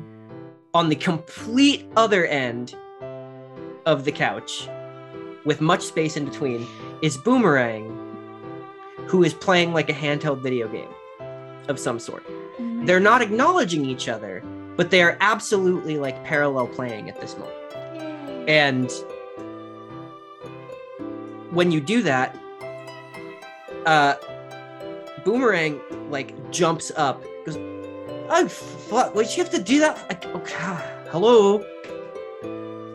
Could have had my tits out or something, but it's fine. And she sits back down and continues playing, but Helix like looks up from his book in a very like way, you know, where he like his face comes over the top of the book and his eyes go wide for a second, and then he closes the book and puts it down on the stand and goes, "Oh, please come in. You can. Do you want to?" Haramone briskly walks over and like grabs him by the hand and turns to Boomerang and says, "I'm borrowing him," and starts pulling him out the door. Use protection. That's 2 on the arm later. And starts dragging Helix back to their house, the like 5 houses over or whatever. Okay. Not He saying a word. doesn't say anything. Holding He seemed his a little hand. weird at the touch Yeah. at the moment, but Holding he his doesn't- hand the yeah. entire time. Okay. As if Haramone lets go, he'll run away kind of situation. Mhm. And I think for this, I would like for BB and Silhouette to just have been in the house. If that's okay. BB's making bad food. BB's continuing to try to make food in the kitchen and it's not going well. Dubious Silhouette food. is sitting on the table telling BB that she's doing a bad job. This is our family. Yes. And you just see Haramone leading Helix by the hand up the stairs. And you can follow or do with that what you will. Hello? Are they going upstairs? That's out of my territory. He turns back to look at you guys like, I put down the food I'm making and follow them, and I kind of do that at Silhouette. Silhouette goes, and then follows BB. We love each other, we swear. Come on, the food wasn't going to be good anyway. Yeah. Haramone reopens their door and pulls Helix and the little duckling crew of everyone else inside pretty much. And you see again that very maximalist situation of like trinkets and hanging fabrics and posters and rugs and pillows and figurines and doodads. But there is a very next to the bed, there is a like corkboard section of the wall essentially with an end table, and there's all these different physical pictures on the wall. Some are of Haramone when they were younger. You see like an old like swimsuit magazine cover. What? And then there is a tiny little altar with pictures of people. None of them are Haramone. I've described it before, and sitting is there is the giant scale with the tea light on it still. The tea light is about half burned now. And Haramone lets go of Helix's hand finally and starts pointing out people and saying, this is my squad leader back home, Chess. He's incredible. This is Yuki, my ex-girlfriend and squad mate. And she goes down the list of people of interest and then gets to the picture of their parents. And they say, this is my mom, Ishan, and this is my dad, Hector.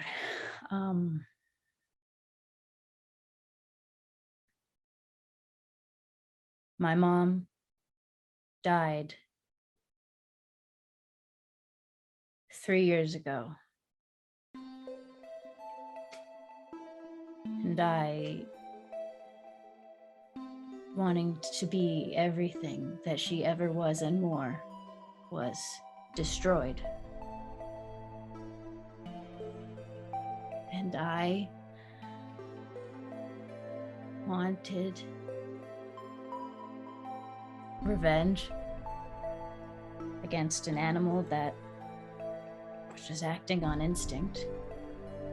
I broke my hunter's oath and I went out and I went into the jungle and I did not come back for a year, trying to hunt every single one of these things that took her from me.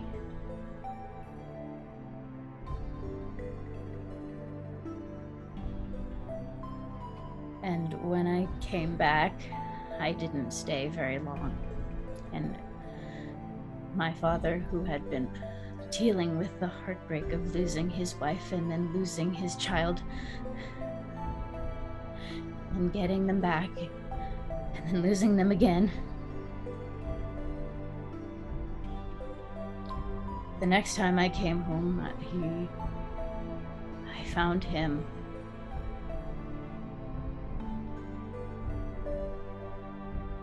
the more dramatic way to say it is he died of a broken heart. There was nothing medically wrong with him, but I found him on the floor all the same. And I never got to say goodbye to my mom either.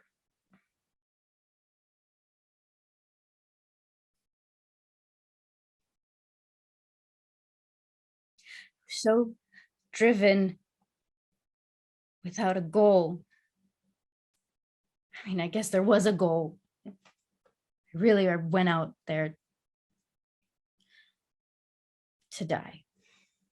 I wanted to die.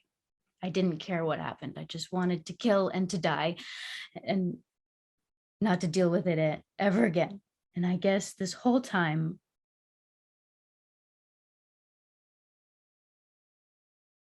I was so scared that you also were going out to the jungle to die. But I was so caught up in my own shit that I never once considered that maybe you were walking out of the jungle to live. I was so ready to stop you, to say, hey, you're doing something stupid. You're throwing your life away. Blackjack could kill you. I didn't consider that. Maybe that isn't what you needed to hear. And that was just me wanting you to be my mirror. Because you're the only person here that gives me a shred of understanding and a shred of true safety with who I am and where I come from.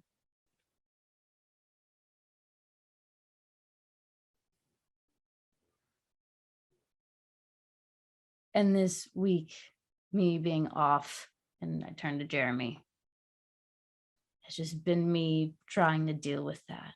I'm sorry. It's very confusing being here. I thought for sure they would take my stripe and I would never hunt again. And then they send me here with this very important mission, and I feel like I have so much to live up to. And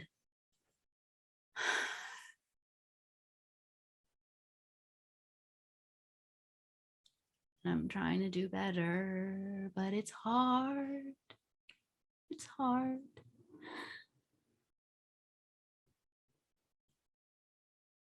It's hard when all you want is your parents to say it's okay, and they're not there.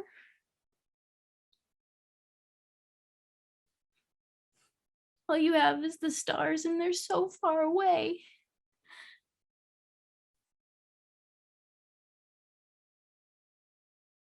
So if I ever seem emotional, if it ever seems like you've hurt me, it's not that. Just trying to figure it out just like anybody else. And I'm sorry that I have worried you, Jeremy, and you too as well.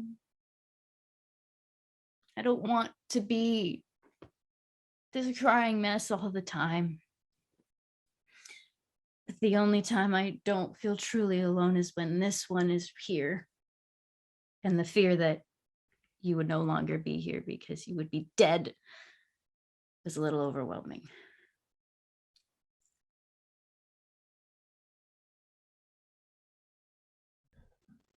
BB will take Jeremy and Silhouette by the hand and kind of guide them over to Hairomone and take Haramone's free hand and put all of their hands on top of one another with BB's hands kind of at the top and the bottom of the pile. And she'll say, I know that we aren't your home, and I know that we can't really understand where you've come from and what you have to live up to. But you don't have to go into the woods or the forest alone anymore. It'll be just like the night at the party. I mean, Jeremy wasn't there, but you know. You don't have to hunt or track or defend yourself by yourself. And whatever we can do to help with your mission, I know that we'll do. And then she'll kind of just squeeze both tops of both sides of the pile.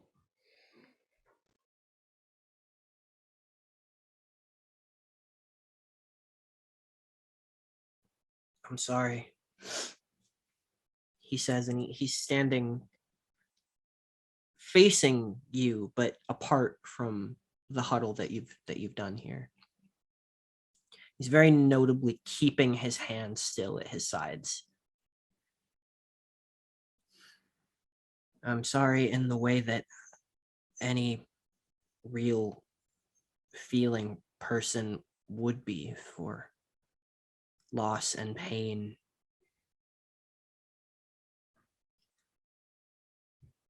But I apologize for excavating that. More so for not acknowledging the thread between us, specifically more before now. And this is very complicated.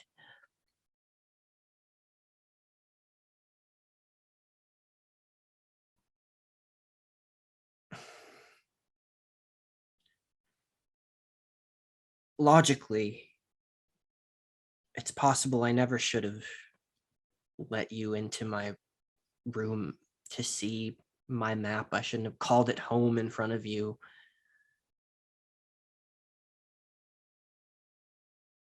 I opened the door because Silhouette needed help, especially from something that I caused.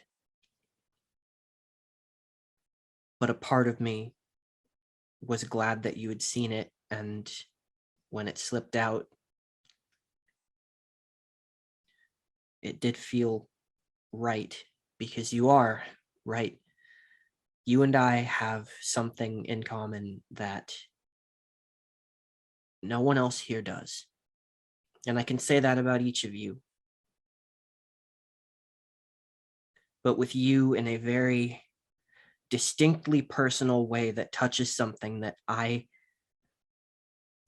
cannot give you.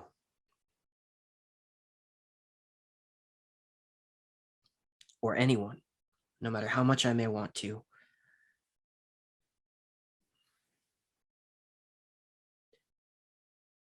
In as much as we have in common and as much as we are similar, I need you to try and understand that a quest for vengeance and self-destruction is not one of them. I don't want to die. I don't want to avenge my parents. I want to find them and finish what they started. I want to be more than the man they raised me to be. I want to be the symbol that illuminates what they stood for, and will again when I bring them home. And I hope that you'll be there on that day, and that a bright light will shine on everything that I have kept to myself for this long, and however much longer it takes to do what needs to be done.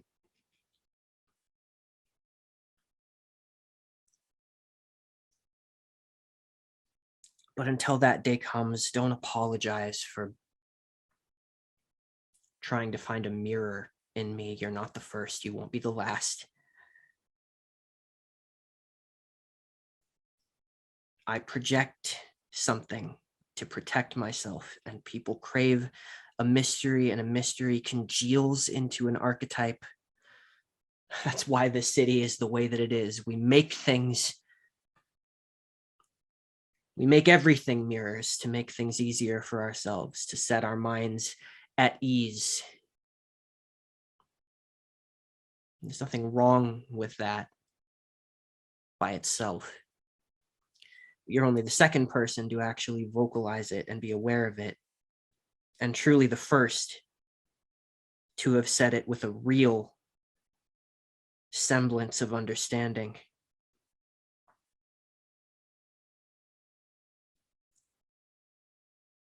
I'm not sorry that I can't give you everything about my life.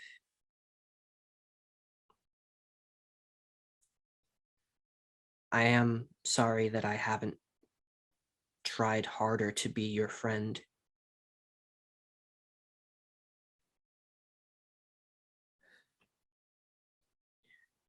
I feel like you are a person I shouldn't be referring to as Hairomone. And I will earn that. I know you're a little more open with your name than everyone here, really.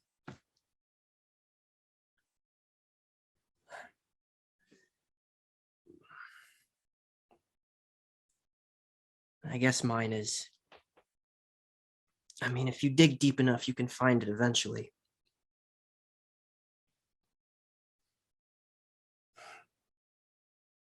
Better on my own terms, at least. When you feel a thread between us, and he takes the hand that touched you before, and he puts it out there, but he doesn't actually touch. He just puts it out there to let you if you're going to.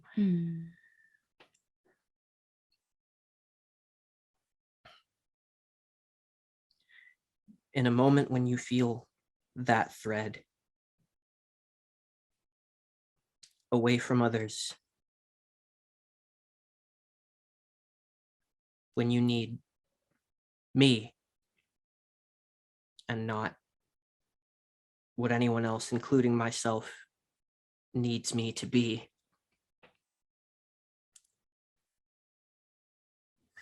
you can call me Tara.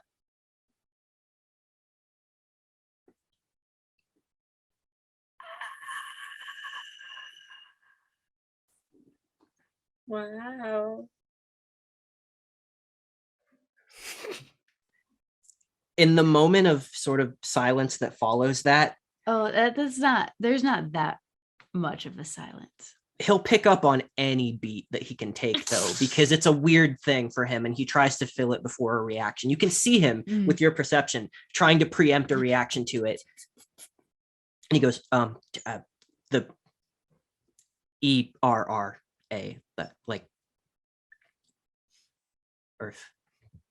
I think Haramone does take his hand. And they look him just in the eyes, still teary and starting to like get like and they just say, "That's so fucking nerdy. Your parents were such nerds. Are such nerds. Are such nerds." Well, They kiss. I shouldn't say much more. I'll let you infer the importance of what we're going to find, with an understanding that I know you feel that particular thread.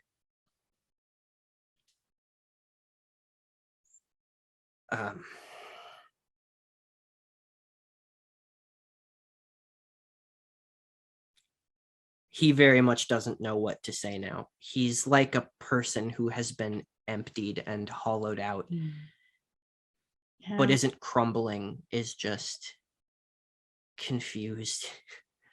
Haramone lets go of his hand and reaches up and undoes the little charm bracelet that we are also familiar with.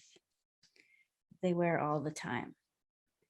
And they reach out and grab his hand again, his right hand. Mhm. And they put it in his right hand and they curl his hand around it and puts it to his heart. And they say, "Will you wear this for me? Give this old superstitious hunter a little more peace of mind."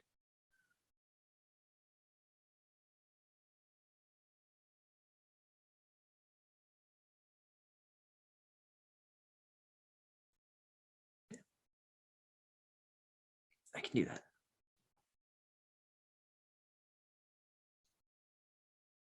Maybe not in costume.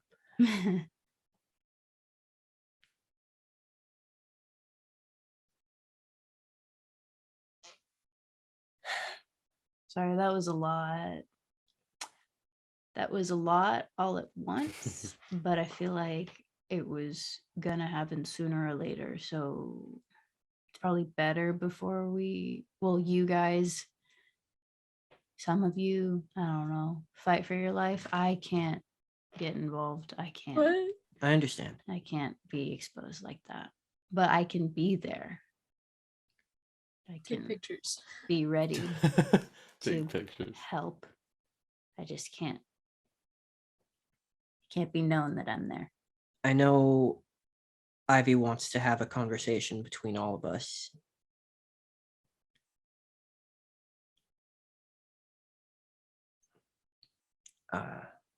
Sunday morning, I asked them to be there if they wanted to as well, if they were comfortable. I don't know exactly what he wants to talk about.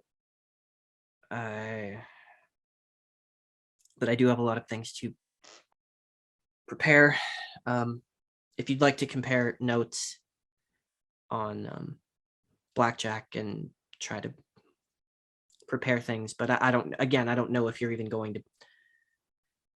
We'll talk about it throughout the week. I'll be around. I can give you a number, right? That's what people do who live in a place with numbers do. We've been asking for your phone number for so long that I truly had no idea what you were talking about when you said I can give you my number. Same here. Same here. I mean, my phone didn't work since I was 10, so this is relatively new-ish to me. It didn't have a screen. Its phone doesn't have a screen. Shout out Evan Kelm. Yeah, can we get his number? Get I'll do that. them digits. Get them digits. Yeah. Digit by digit, I want you to tell me right now, Ian. No. 1, 2, 1-800 3. Helix. 1-800 dat ass. And he, before he goes, he does look back to Hairomone and go, I won't ask if you're all right, but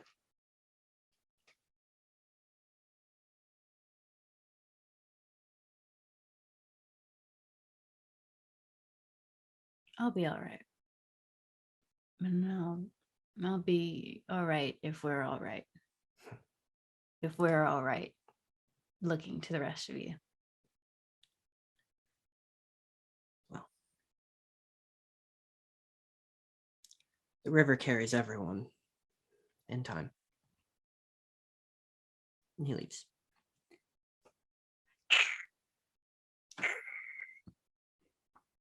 That's my reaction.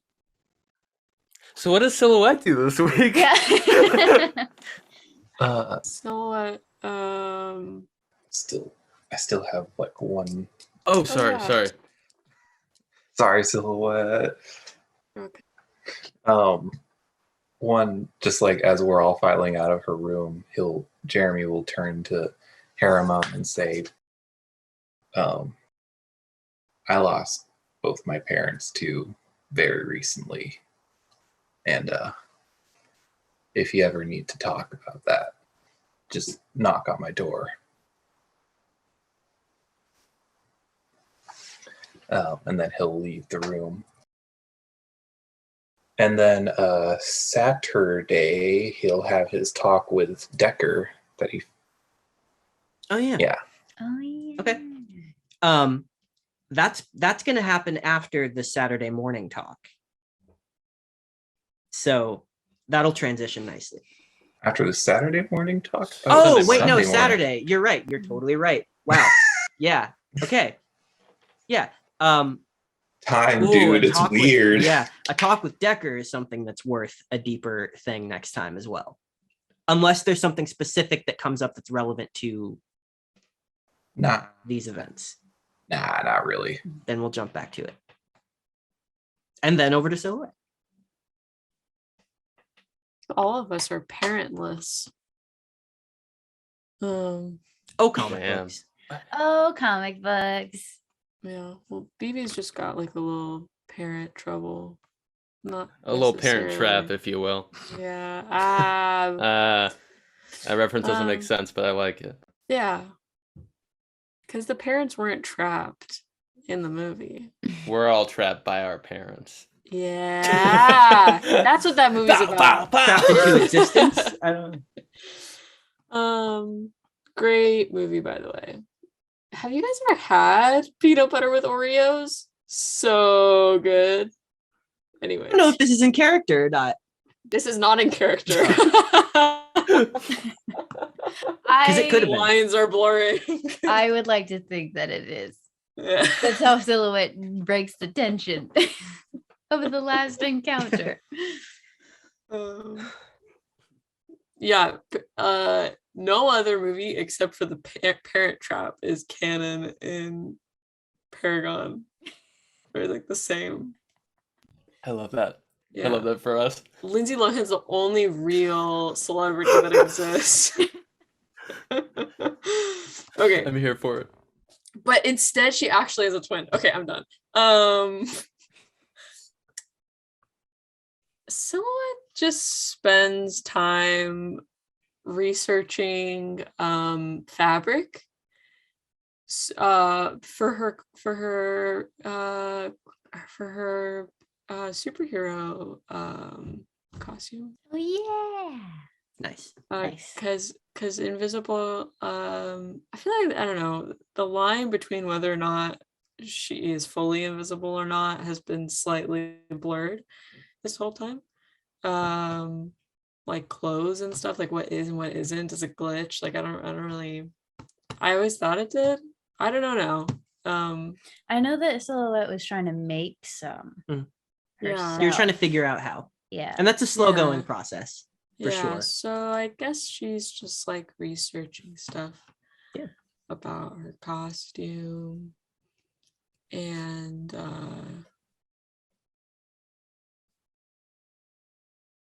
I don't know, maybe just designers. That's what she's doing. Mhm. That's cool because you're like doing way more work than you need to, and that's so in character.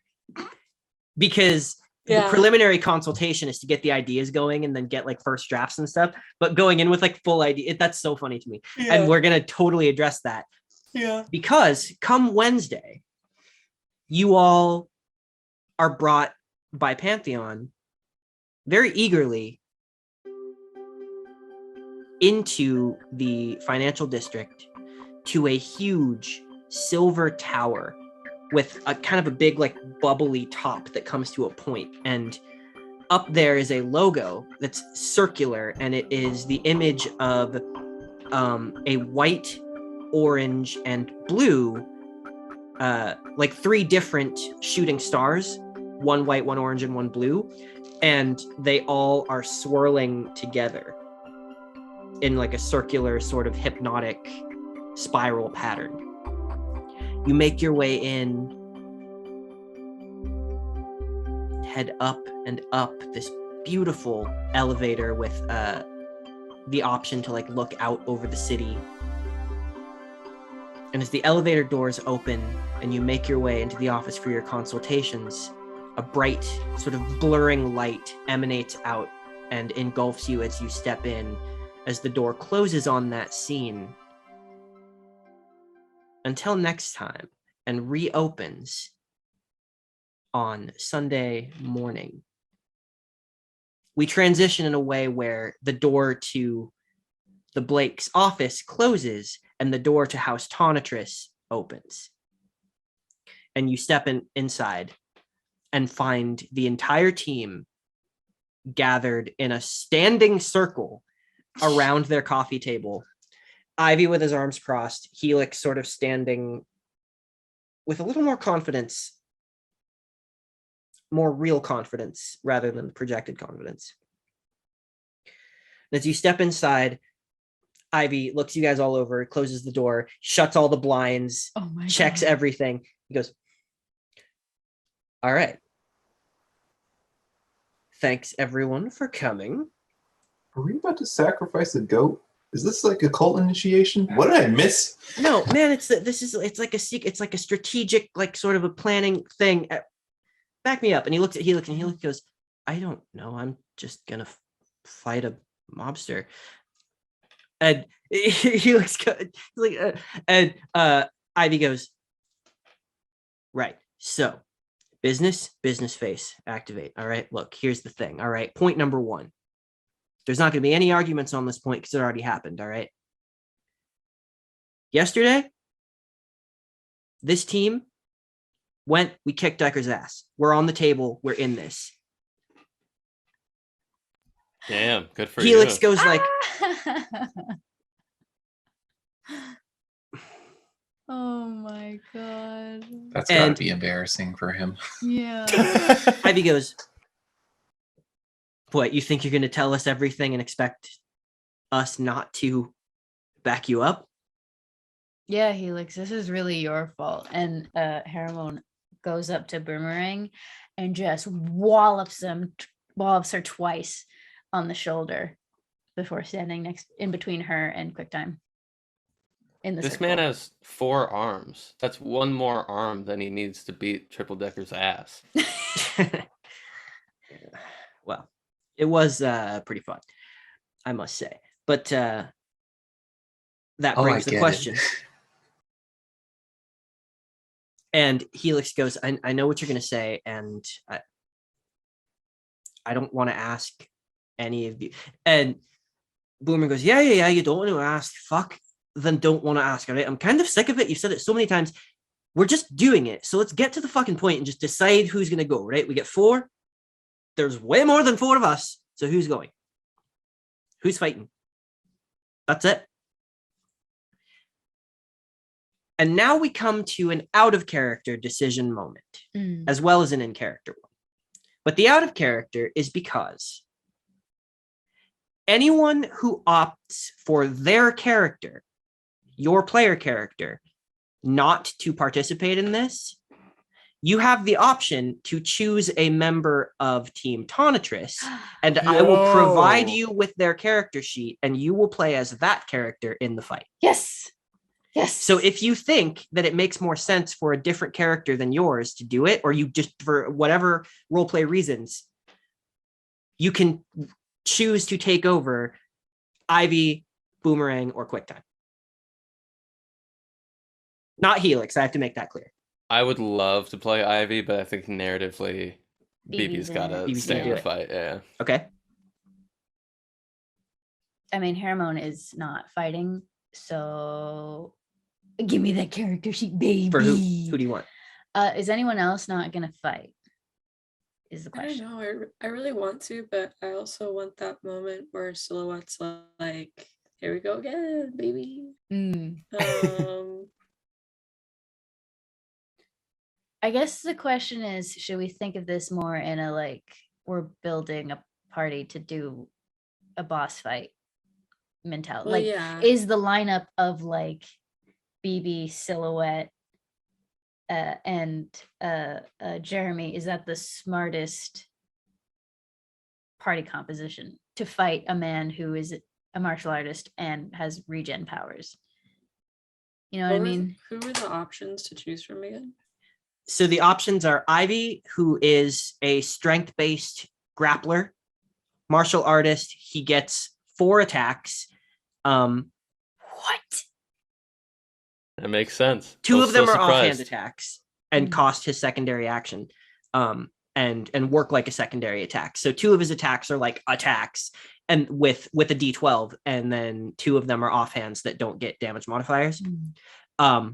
And then he has grappling skills and all that good stuff. My I'm gonna say it right now, my first choice for instead of Haramone is Boomerang, both narratively and party comp wise, because her whole thing is power absorption and then propulsion, essentially. Like she throws it back at you. I think BB's because I think narratively it works, and then in terms of team comp, she can do a lot of damage on a dude who's gonna heal a lot of damage. Yeah, BB, Boomerang, Felix, Helix. Bear Jeremy will look around and just say, "Remind me what your powers are again." And Ivy fully grows his arms out and starts doing like macho Machamp, macho man poses. Thank you, Roman numeral 4. What does the other ones do? Quick time and Boomerang goes, hit me hard as you can. I don't want to. I punch Boomerang in the face. You do so, and you see a slight shimmer. I don't know, maybe it's red, like blood in a way. Like this red shimmer crosses, like leaves a mark, and almost like a bruise, but it shines red and then absorbs into her skin very quickly. She goes, and she punches Hairomone. And are you just letting it happen? I think I sort of like put my arm up to like brace, like aim here, please. But I think I do like scoot back on the floor. Yeah. And actually, she doesn't punch. She turns around and does a perfect straight leg turning side kick and just square in the chest with her foot. And you see Hairomone back a few feet. That. Fuck you so hard. I put. What happened to this? Hairomone Again. has asthma. Can't fuck with her like that. Is that clear to the class? Yeah, that makes sense. Quick time? Something with time? Oh, yeah. So like the best way that I explain it to people usually is like I see kind of like a fly in certain moments. I have to turn it on in the moment. It's not like I'm always seeing that way because it'll give me a headache if I do it that much, but like I can essentially decide in a moment to slow down everything around me, but not really. I just see everything kind of in slow-mo, so it appears that I have a faster reaction time. I'd go to punch quick time in the face. And what all of you guys see is just... I keep doing it. See, isn't this fun? I guess I'm in. I won't be fighting as me because I still have a government that's trying to kill me, but yeah. Wait, so you aren't fighting? I'm in. Okay. Helix goes, not to be, well, are you prepared for Igneous to be back on stage? I mean, people might put together that it's you. I'm not going as Igneous. I'm going as the Sun Knight, and he'll Holy put shit. him. He'll just make a cloak of fire and just like head to toe in plate armor with a sword and a shield made out of flame, like a kick-ass flame. Quick time. Yeah. Oh, great. Okay, that's settled then. Yeah. He'll put himself out. It's like, yeah. Now, Silhouette, do you want to be like the invisible hand of fate and just sneak up on them and do some damage? What are you feeling? I don't know. Because like Ivy's so strong. I feel like it'd be kind of stupid not to use him. He does have 4 very large arms. Yeah. Who are you playing as again, Karina? I'm gonna be Boomerang. I'm putting all the pictures in the chat. Boomerang. You really put the boomer in Boomerang. Why? Because I'm the oldest one in this room, I think. Damn right. All right, if that helps at all. Their character sheets are No. all in there. I put Wait, Helix's maybe. too, just so you know what Helix can do. I mean, here's the thing about Silhouette. You got to be prepared to hurt him very badly, which is a point that I'm going to bring up. Are we allowed to kill him? No. Okay. Helix says that intensely. Are we allowed to maim him almost to the point of, like, what is the rules would- for a submission? Prefer to maintain an air of respect, even though I have very little for who he is and what he does in this moment. There's a utility, and No one dies at Decker's spot, right? Well, as I understand it, this fight is a little Right. lax on the rules in that department, which is why There's I not much asked. anyone can do if Blackjack breaks the rules. Yeah. But as long as I'm calling the shots here,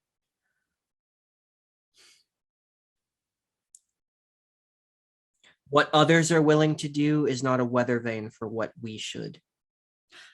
I want to make it clear that I don't want to kill him or anyone really. I just figured we would address that because he does have regenerative powers. So the whole point of like, I don't know, taking him down to the point where he submits might be a little harsher than some people are prepared for. I understand it's a very fine line to walk. We'll do our best. And is this a fight that, sorry, Silhouette, you should decide first before I ask this question. Ivy's character sheet isn't that far off from mine. The only thing that he has above me is strength. So Play that boy. Play that boy. If you want.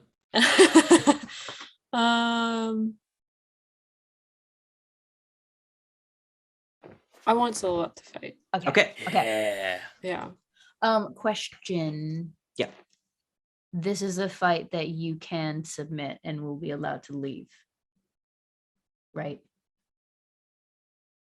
Are you saying this in character? Yes. To Helix? Yes. He goes, you can. I mean, if I tap out, I'm not entirely sure what happens. You'll all be safe. Any consequences of bowing out, they don't come from you and they don't go to you.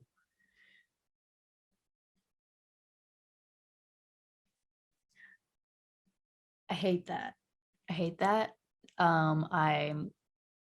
There's no way to pre-buy tickets for Deckers, right?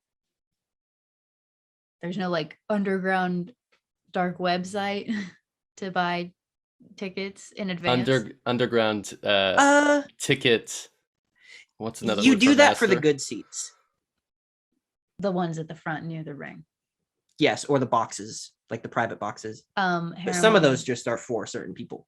Hairomone starts looking on said website at the good seats. Okay. And Let's see. They're pricey. and drops the money. Ooh. Okay. I mean, before you do that, I could see if I could call up Decker, see if you could get a seat with him. I mean, that's what happened last time when I was there and I saw Helix nearly get his head smashed in. I need to stay out of the way as much as possible. I mean, nobody knew that I was there when I was there. Also, it would be smart. I mean, I understand Silhouette and BB and you and everyone who has fought Decker before will find out that we all know the Shadowboxer, unless we all disguise ourselves very well. But I need to not be associated with Helix in this way as much as possible. Well, that's a given, Ivy says. And he goes, I mean, we have to all disguise ourselves to the best of our abilities. There's no question about that. Okay, we disguise ourselves. Would anyone else like to join me in the third row? So as you guys are all, you're comparing notes, you're having this conversation. When you ask that, those of you who are fighting, which it seems like it's going to be Jeremy, Bang Bang, Silhouette, and Boomerang, kind of step forward like a character select screen. Everybody else forms up around them. And then Ivy looks around and takes a very strong leadership position. And he puts like the bottom two arms come back in. And he folds his arms and he smiles. He goes, settled then. Seems fair. Everyone not fighting will contribute as well. You don't have to pay for the whole. Hairomone drops the money. Hairomone You'll drops the money. get secretly reimbursed for that somehow. So that's it. I mean, that's it. And he turns to Helix, who steps into the circle, just one step, and he regards everyone for a long while, and he goes, I'm not quite sure what to say. The way that I've treated you all has not been exactly the most fair, but I should count myself lucky to have this many people who are willing to do something for me that I would never ask people I've known 5 times as long.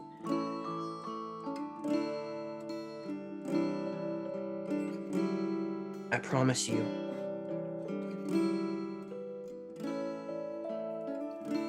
I will keep all of you safe.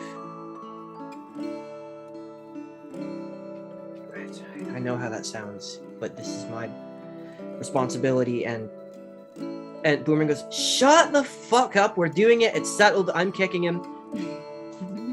Let's go. I mean, it's several hours from now, so let's do other things. Group hug. Group hug. Group hug. Group hug. Group And then like a And then- horde of zombies, they group hug Helix.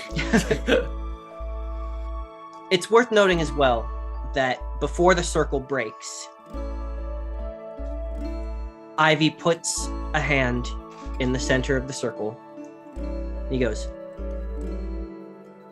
AJ. Bailey. Joanna. Jeremy Johnson? Boomerang goes, Fiona. QuickTime goes, Marcel. And Helix goes, Hairomone. And Hairomone doesn't say anything because you bitches already know. You already know. I've been saying it since day one. On that, I love it. the hands come up. We Oh, break, Super Friends. and we hard cut to the sound of cheering. Deafening. You've all disguised yourselves in one way or another, made your way into a very crowded triple thread. And the energy in here is electric. Masks and high fashion are everywhere. The music is roaring with orchestral, deep, grungy sort of dance beats. Drinks are being slung from multiple bartenders who are working that central area. Polly is on high alert, but there's other security now as well who usually go unnoticed, but are now more enforced because there's twice as many people at least here than there normally are.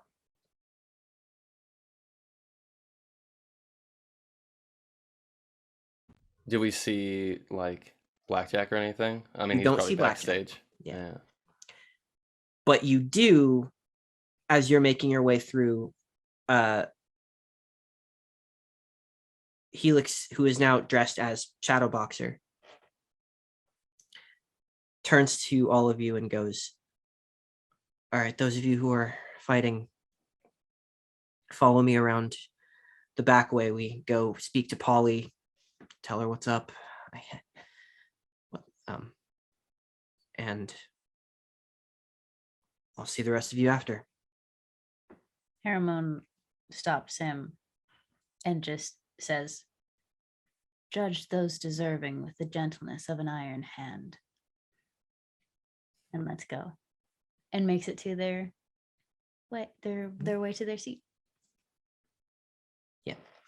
And you're passing through all kinds of people. So what kind of seat did you get? Did you get like a really expensive? Third row. Okay. So you didn't go for like a super expensive exclusive like box seat, because that would have been so much money. No, Hairomone wants to be able to get Right. to the ring or to heal. I mean, the force field, obviously, Mhm. but like wants to be there. Yeah. You know, in case something happens, since they're essentially on medic duty.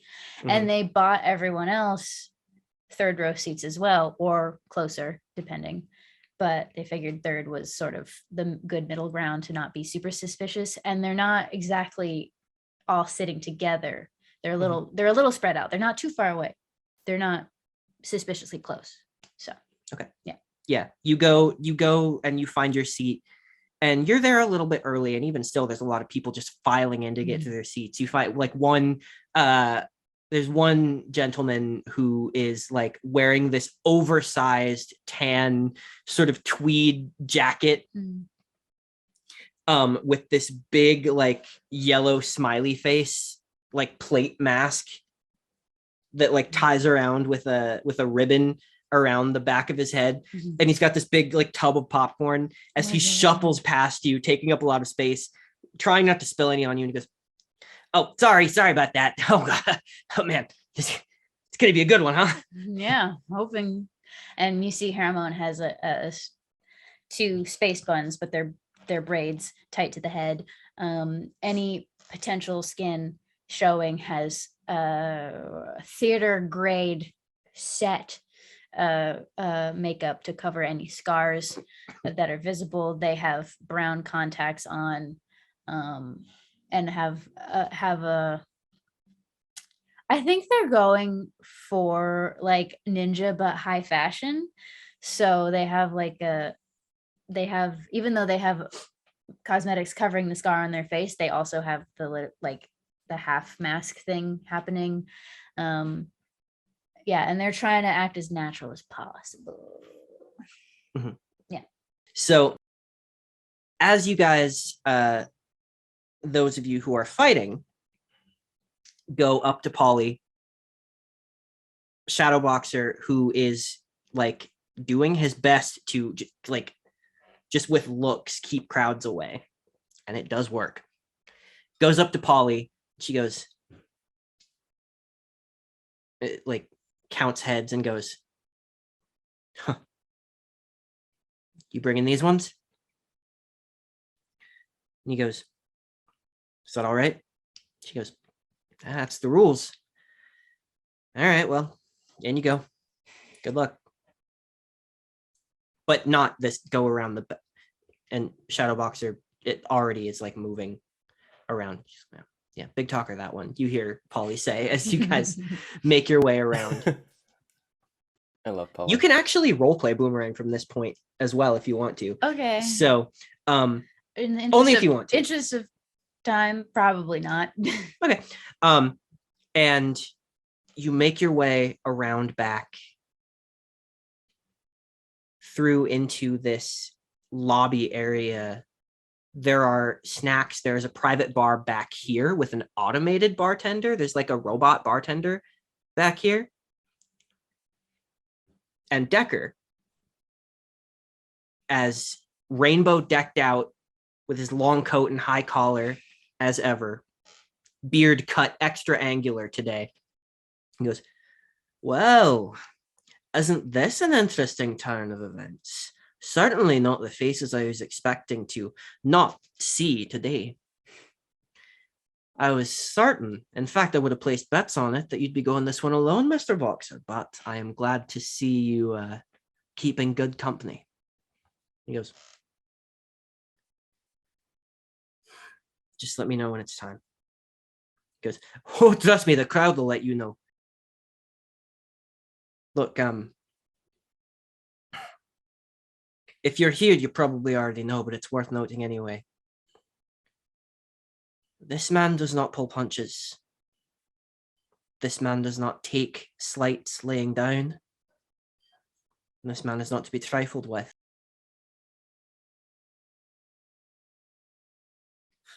I've negotiated this little caveat out of fairness and honor in my establishment. To Blackjack, he looks to Shadowboxer. You're all that he cares about. But the rest of you, well, I trust you to make an impression.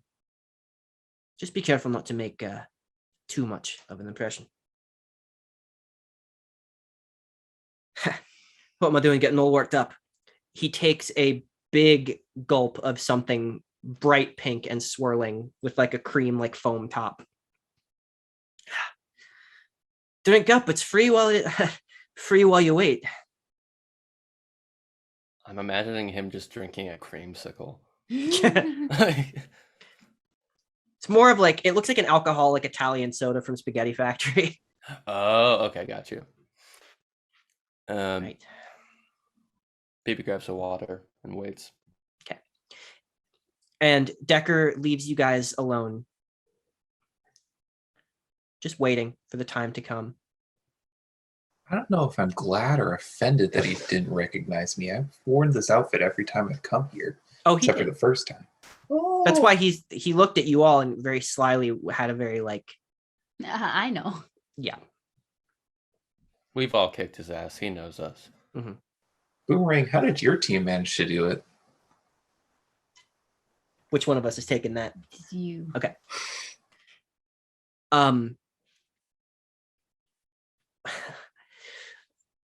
No offense, but probably a little quicker than you did.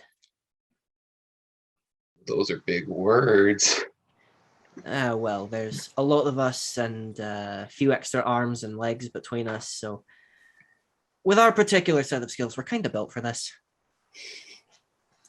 Wasn't too hard. Mild workout.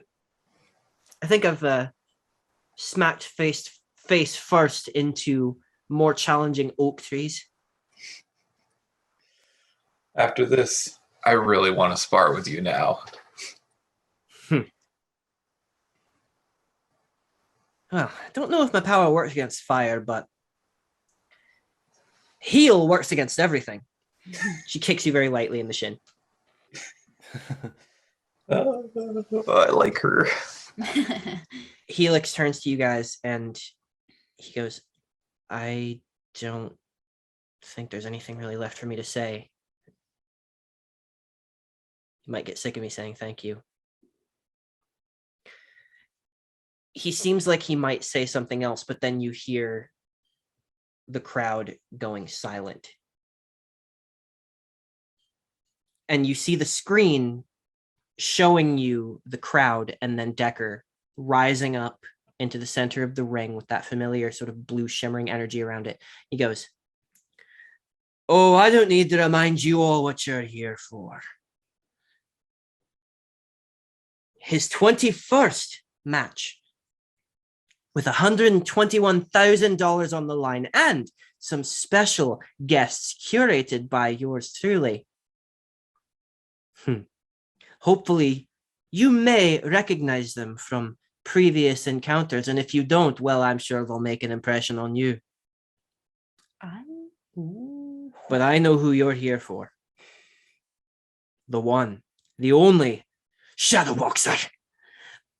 And Helix takes a very straight up and down, powerful stance and strides out, with you all following behind.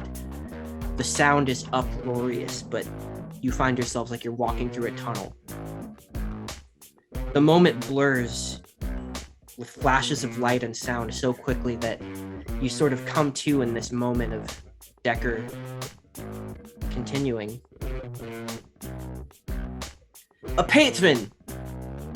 A very important one. Near and dear to us all, the founder of the feast and the beverages. The undefeated Blackjack. The crowd does not react. There is a deafening silence of pure deference as a sliding door opens on the other side and out steps a hulking figure. No shirt, but a white suit jacket over top. He is well over 6 feet tall, bald, with no eyebrows, but with black diamonds tattooed over his eyes. And as he steps up to the ring, he removes the jacket and sort of turns with arms outstretched, and as he rises his hands up, then the crowd roars with him, matching the volume that he's raising with his hands. And you see as he turns to address everyone, there is a large tattoo of a one-eyed Jack playing card all across his back. He turns without saying a word, steps up within maybe 2 feet of the Shadowboxer, barely scans over the rest of you. Decker goes, "Well, I think I've said enough. You good folks came here for a fight, and many of you have money on the line. I may have some myself. So without further ado," and he steps out.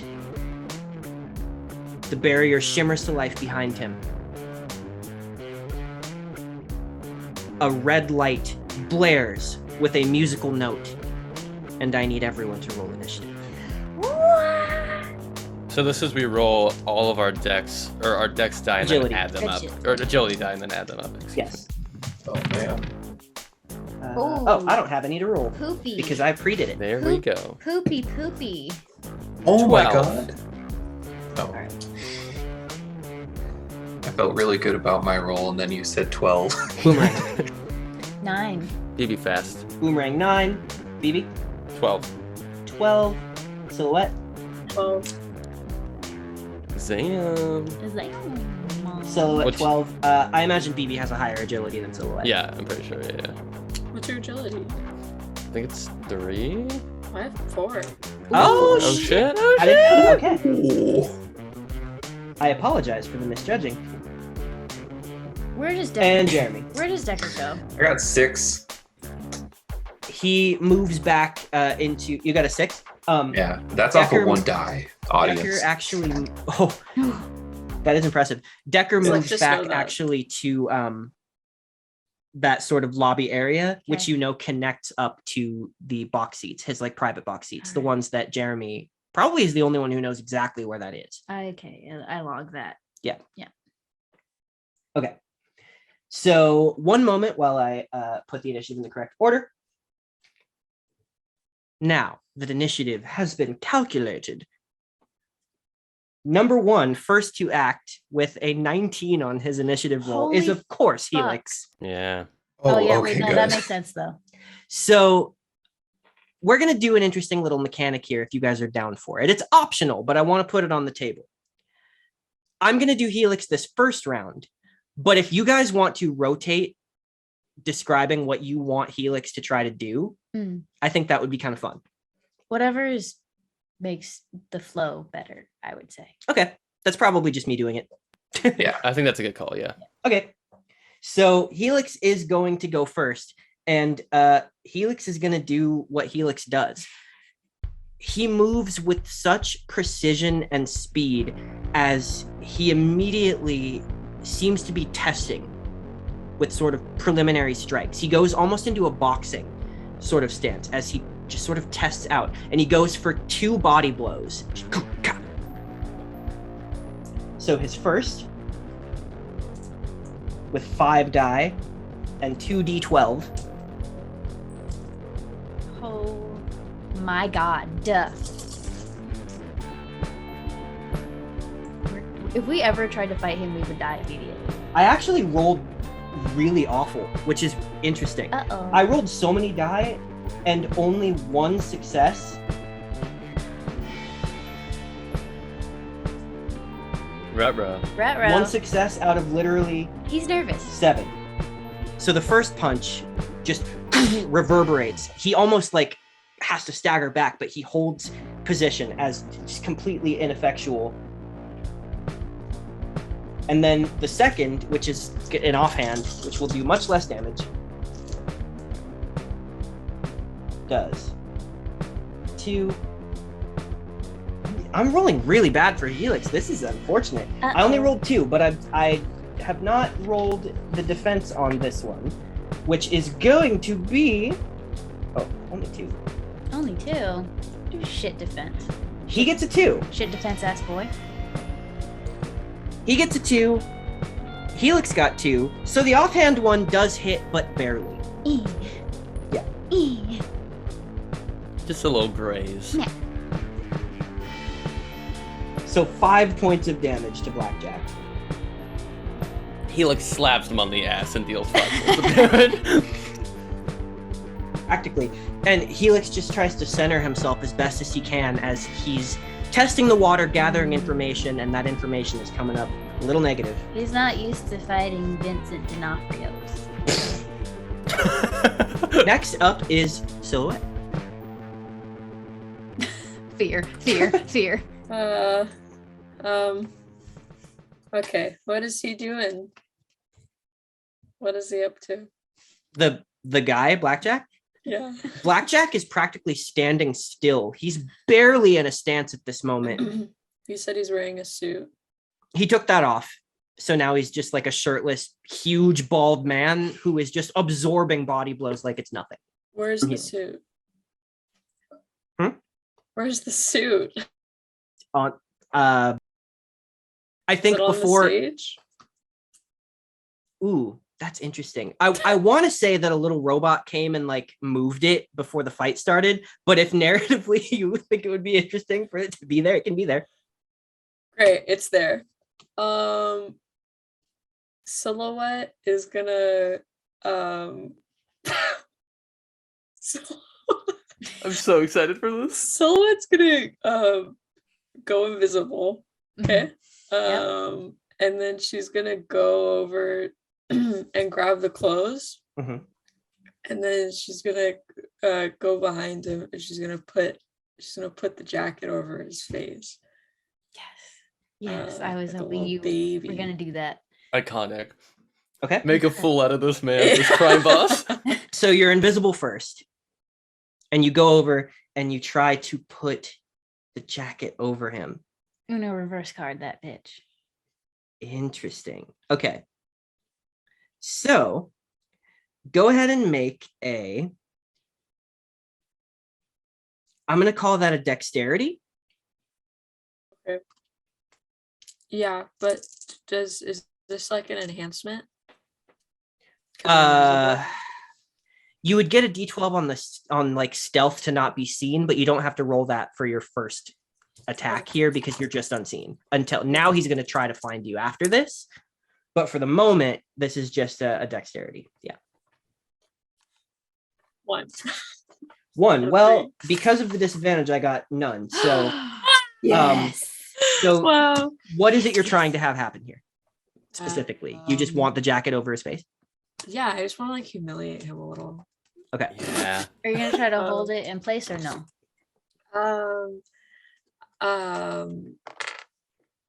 Like I want it to get stuck, like he's having a hard time, Mhm. you know? Like you tie it or something? Yeah. Yeah. Okay. Ooh. Interesting. Make a fool out of this man. Turned invisible and then you threw it over his face. This very dangerous man. I imagine you putting the back over his face and then tying the arms Yeah. behind his head like a blindfold. Okay. Out of how many die was the success? 2? 3? Okay, so it's not like an incredibly amazing success. You already said yes. Well, no, I mean, it happens. You put it over him and now he can't see. He got none. He got none. That's true. No successes is pretty bad. Okay. So here's what we're going to do. No matter what happens, it's over his face Okay. for the time being. But I'm going to have you make a second dexterity check that is not opposed, that is just you rolling out of your total number to see if you're able to tie it on this turn or have to wait till your next turn. Okay. Because it's just, the only reason I'm doing this is because it's a lot of actions on one turn. To throw it and then tie it Okay. in like 6 seconds is a lot. Okay. That is fair. I got 2 out of 3. 2 out of 3 is pretty good. Because I got a 6. So you tie it. I got a 6. Mhm. 2 out of 3. So does that make it 3 out of 3? No. Or it's I 2 out of gotta- 3 because of the 6. Okay. because of So the six. yeah, 2 out of 3 is going to, you tie it in a manner that you think is effective enough at this moment. And it's going to make it harder for him to take it off. Great. Yay. So because you successfully tied it with 2 out of 3, pretty good. I'm going to give 2 levels of advantage to every attack until he's able to get it off at this moment. Wow. So it's BB's turn.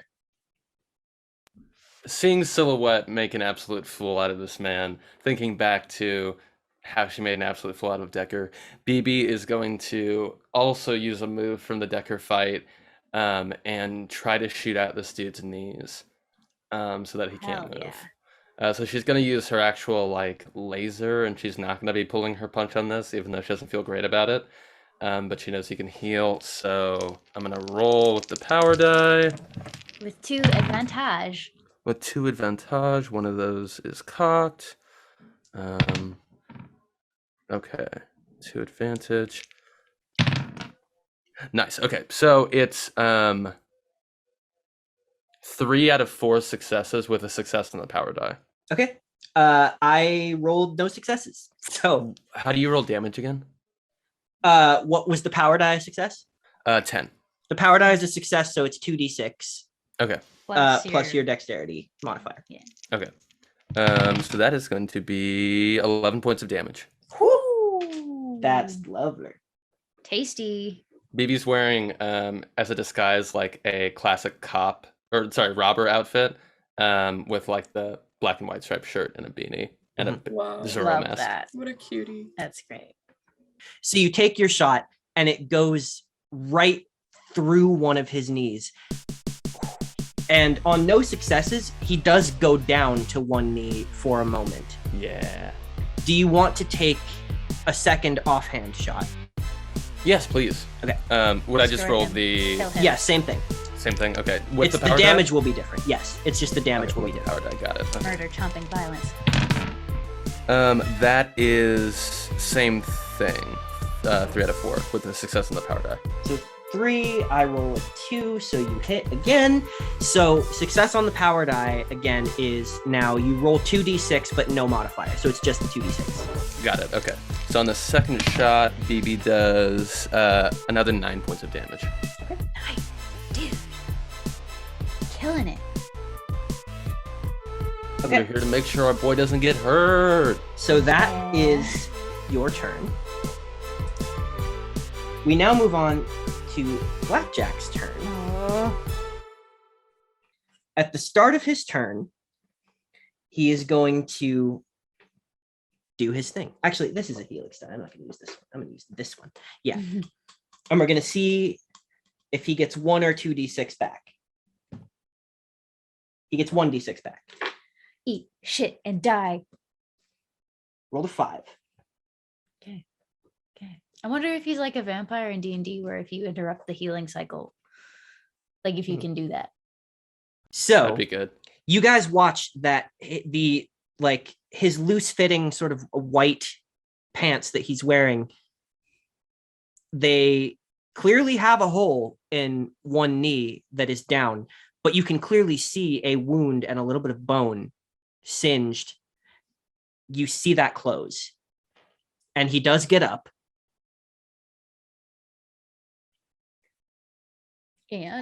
And He's going to use He has a space jacket of over his one face. of his, I know that's what Okay, I was yeah. going to say. He uses one of his attacks to instead try and get it off.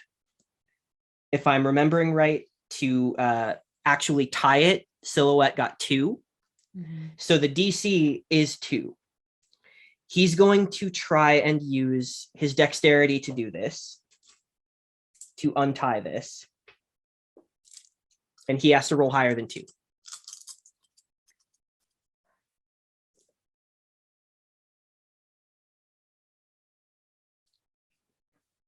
He doesn't. oh no, he Get does not. wrecked. He does not. Oh, What a little baby. So Snaps the stupid silhouette. idiot. It Little stays. baby can't take off the jacket off his head. Okay.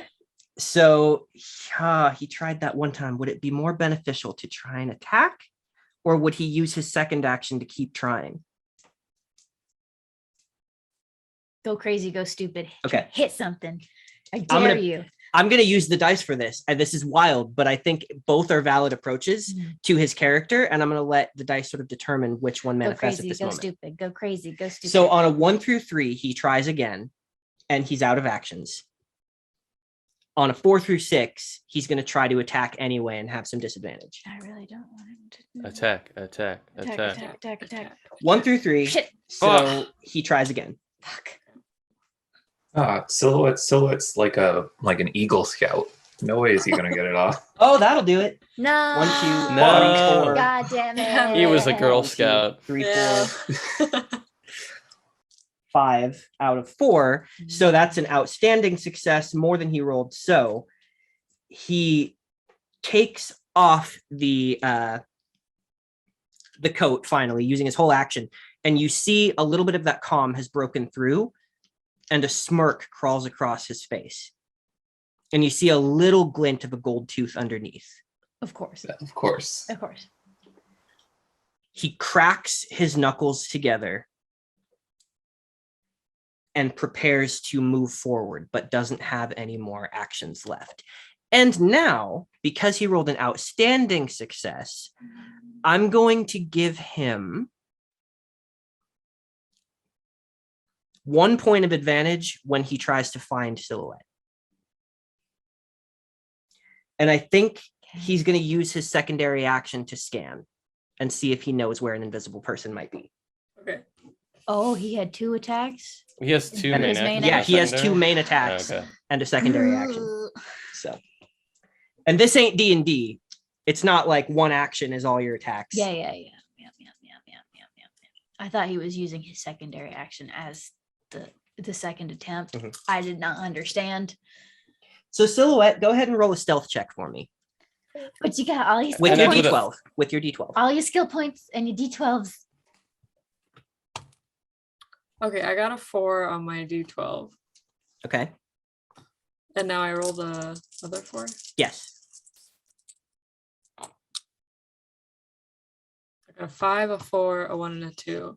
So I can re-roll any 3. Yes. So you But could only re- reroll the failures. You could so you failed on the power die, so you could reroll Mhm. that And then the 1 and 2. yeah, and the 1 and 2. I re-rolled my power die and I got a 7. Yes. Okay. Uh, So that puts you over 2. So, Wait, what He's about looking- the other 2 dice? well, you've already surpassed. Well, yeah, you can try to surpass like by a lot. Even more. Yeah. 6. Okay. Yeah. One more. Okay, 2. Okay, so I got Or a 7 and then a 4, 5, and 6. oh, So a 7 and a 4 out of 4. so Okay. 5. So it's kind of 5 out of 5. Yeah. Yeah. You can count the D12 for these as in the total pool of like number of successes too. So, What's a okay? you way are not seen. He looks around Right. and you hear this grunt, and the smirk that's there turns into a full smile as he realizes that this is a little more of a challenge than he thought it would be. And he's not mad about it.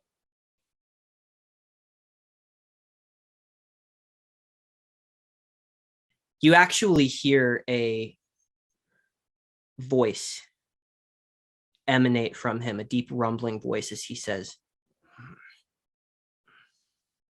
"Good." That's not scary. And It's my turn. now it's Boomerang's It's turn. my turn. Okay, I can't technically use my power on this because I have not been hit. Correct. Okay, so I rolled a 3 successes Mhm. with 1 being on my martial arts die to hit him. 3 To successes. just hit. straight Okay. up try to hit him. Crack. Okay. No successes. Yeah. He's easy to hit. Yeah. Yeah. But he's hard to take down. Yeah. And he hits hard when he hits. So that's 9 points of damage. Okay. I get 1 attack for my action. My main action, right? Yes. Okay, one attack. Secondary action. Would it take my secondary action to very deliberately, purposefully shield between him and Helix? Shield Helix. Ooh, yeah, a defense action is Yeah. like an action, yeah. You can Okay. put yourself there. You can Okay. just put yourself Well, I between them, but it know- won't have a mechanical benefit. We know we were warned that Helix is all Shadowboxer is all he cares about right now. Mhm. I am designed to get hit and deal it back. So I want to very deliberately, at least to Helix, I guess try to hide it from Blackjack. Mhm. But at least to Helix, like say, like I'm in the way, don't move out of my way, kind of thing. Right. And Helix would know that. So that's my second action is I'm gonna body block and hopefully Blackjack will try to hit me and get me out of the way by hitting me so I can go pow pow in my next turn. Okay. That's my turn. Awesome. Yeah, so Boomerang does that. Just these really well executed, precise kicks that she does. And as she does, it's like 1, 2, 1. There's not as much like twirling all the time. Mhm. Taekwondo is a very precise art with Mhm. kicking, and it's so cool. Can you tell that I did Taekwondo and I'm very excited about it? Yeah. Okay. So finally, down at the bottom, it's Jeremy. Woo! Woo! Yeah, he'll flame on and summon his flame stuff all over him, and he'll try and hit him with a flaming sword. Okay. Just run up and do it. Do the damn thing. Oh, that's not that bad. Let's see. Help me, brain. Let me do math. What a mood. Damn. Help me, brain. Let me do math. Help me, brain. You're my only So- hope. 6 out of 6 with a success on the power die. Yeah. Whoa. 6 out of Killing 6. Yeah. So that is a full success. Mhm. Are you including the power die in the total? Is it 6 out of 6 including the Yeah. power die, or is it 6 out Yeah. of 6 and then the power die?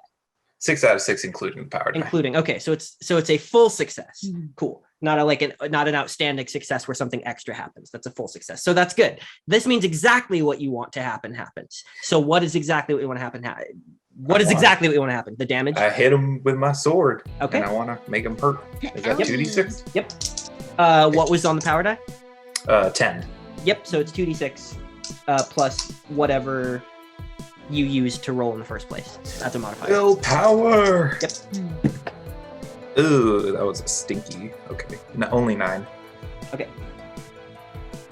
That's still pretty good. Mhm. So you're watching this figure get a series of bruises and burns across his body, and as every impact that hits, you see that he's not just like a pure brick of muscle. Like, he has broad shoulders, huge arms, but his midsection is actually kind of a round boulder. But as it connects, it hits like muscle. It hits like it's absorbing into him in a weird sort of a way, and it does not feel the way you expect to feel. For my secondary action, I want to stand kind of to the side, so like I form a triangle of people, and I'll just try and get my flame armor just hot, super hot. So Okay. he doesn't want to punch it because it will Cool. burn his little hand. Interesting. Okay, as a secondary action with a full success. That's fun. Okay. We'll see how that manifests. Mhm. Back up to the Ooh. top, it's the Shadowboxer. Boomerang is now in front. Yes. He's going to analyze the situation. He actually rolls to his right to try and flank Blackjack, and he comes up on one hand and pops himself up and tries to kick up into his jaw. Ooh, that's Like, he fun. flips over, rolls across, launches himself up, and tries to kick.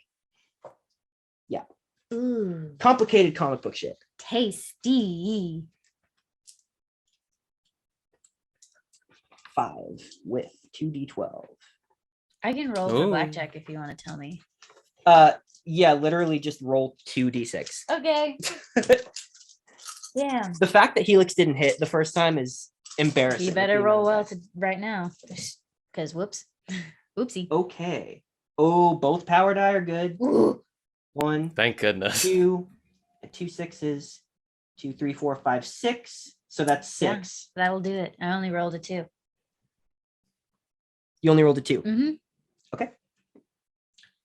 And with both successes, with 2d12s in martial arts, he gets to roll 4d6 damage. Wowie zowie.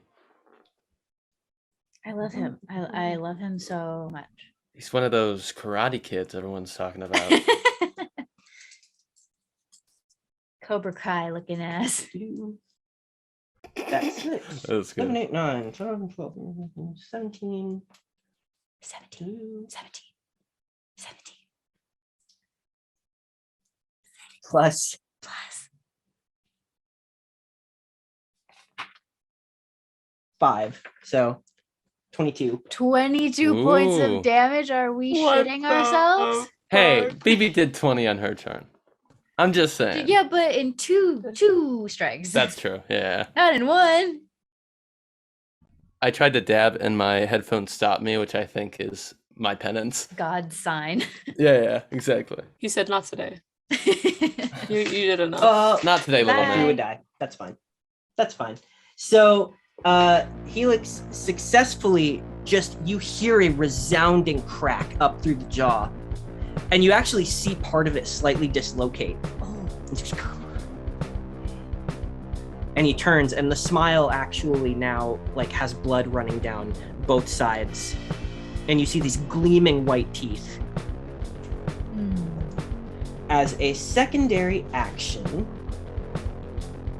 Is he gonna piss me off today? He's gonna do what I don't want him to do. Okay. yeah, he is going to just make his second attack if he can. As he connects with that shot, he lets himself land back down, and then he pops himself back up and just goes for a gut punch. All right. And I'm rolling again. Yeah, just 2 again. Okay. I am rolling so well, I'm sorry. I get 4. I get 3. Okay, so he still hits. 1 success on power die, so 1d6. Or no, 2d6. Yeah. Yep. Ta-da! That's 5, and that's 6 more points of damage. 28, almost 30 points of damage in it. And that wasn't even on a crit. Yep. He Got doesn't it. have a secondary action to do really, so he is using that action to just sort of wait in his stance, taking up that point with all of you in the circle. It is now back to Silhouette, Ooh, Silhouette. Ooh, who is still Silhouette. unseen. Damn. You have your whip and stuff, right? Yeah, I have that whip. Correct. Question. Can Haramone, I assume we have our little earpieces. Can Haramone make a studying check to see if he has any weaknesses that I could potentially communicate in this moment? I forgot we had those. Same. I think you would realize very quickly that type of communication is blocked in here. Okay. They know that's a way that people Oh. cheat All right. in an establishment such as this. That's fair. Had to try. We'll never knock the hustle. Yeah. It's a fair approach. As you try to do that, though, I will note that the guy sitting next to you, you do this, and you can't help but notice that this big plate of a yellow smiley face is looking at you, and then looks back at the ring like, I didn't see anything. Okay. So. Okay.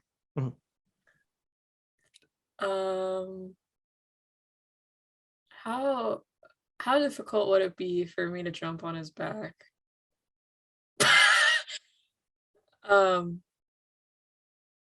Probably pretty average to Yeah. easy because He's a he big doesn't man. know where you are. Yeah, you would roll a. You would roll a strength or agility to try and do it. Okay, I'll probably go with agility. Should I explain everything I want to do first? Sure, yeah, because we'll see the economy of actions, like if you can do all Okay, of it. so I want to jump on his back and like kind of okay, so like if my hands are my face is his face and my hands are silhouettes. I want to shove like jelly beans up his nose because for some reason I have jelly beans in my pocket. Mhm. And I feel like that would really bother him. Like maybe he won't even be able to get it out. And even if he tried, he'd have to pick his nose. Mm. Somewhere- Or let me hit you with his ears to throw off his equilibrium. Everywhere. Just All the Shoving holes. jelly beans. Somewhere Pantheon is proud of Silhouette. So, since you're still stealthed, that's not going to affect your ability to jump on him, but it's more going to affect his ability to react to it. However, resisting somebody jumping up on him in this moment as a tank, he's actually going to resist this with Constitution instead Ooh. of agility like he normally would. And so go ahead and roll whatever you're going to roll for this. Okay. And Do I need I'm going to to roll apply. it with the invisibility or without? No, not because the invisibility doesn't really apply to Okay, this. great, wonderful. You are invisible and he doesn't know you're coming, but I'm going to apply that to his roll instead. Come on, baby. Okay, I got a 2 out of 4. I roll so incredibly well until it's supposed to be a threat to you. Holy shit. What is it? None. So you get up Yes. there, and because he has no successes, you can try to do something else while you're up there. Silhouette cannot be beaten. I'm just gonna punch him in the face. Okay. Yes. Yeah, go ahead and make an attack. Okay, great. So I roll strength for that. For a punch, yeah, strength or dexterity. Okay, I'm gonna do dex then because my dex is higher.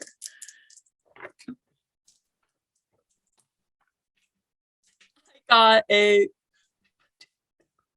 4 out of 3 because I got 2 6s out of 3 days. Okay, I roll 1, so you do hit. On Great. just a straight punch, this is not going to use a modifier. So just this is just 1d6. A punch is just a single d6. So I just roll a d6. Yep. But the jelly beans are in place, correct?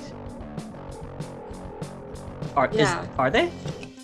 I would think maybe I punch him first and then I put the jelly beans in. Because what if I put the jelly beans in and then I punch them and they fall out? So Yeah. the way that I was running this is that in order to keep doing more things that would be considered actions, like difficult actions, you need to get outstanding successes that would Okay, allow that's the fine effect of I can do even more stuff, Well, right? she did Okay. get a 4 out of 3. A 4 out of 3 to punch. Yes. Okay. Yeah. A 4 out of 3 is an outstanding success, so you can try the jelly beans. Yeah. Or maybe I'll just put more. You know? I don't know. Okay, wait, I haven't rolled yet. Shove So them punch- I got down. a 6. I got a 6.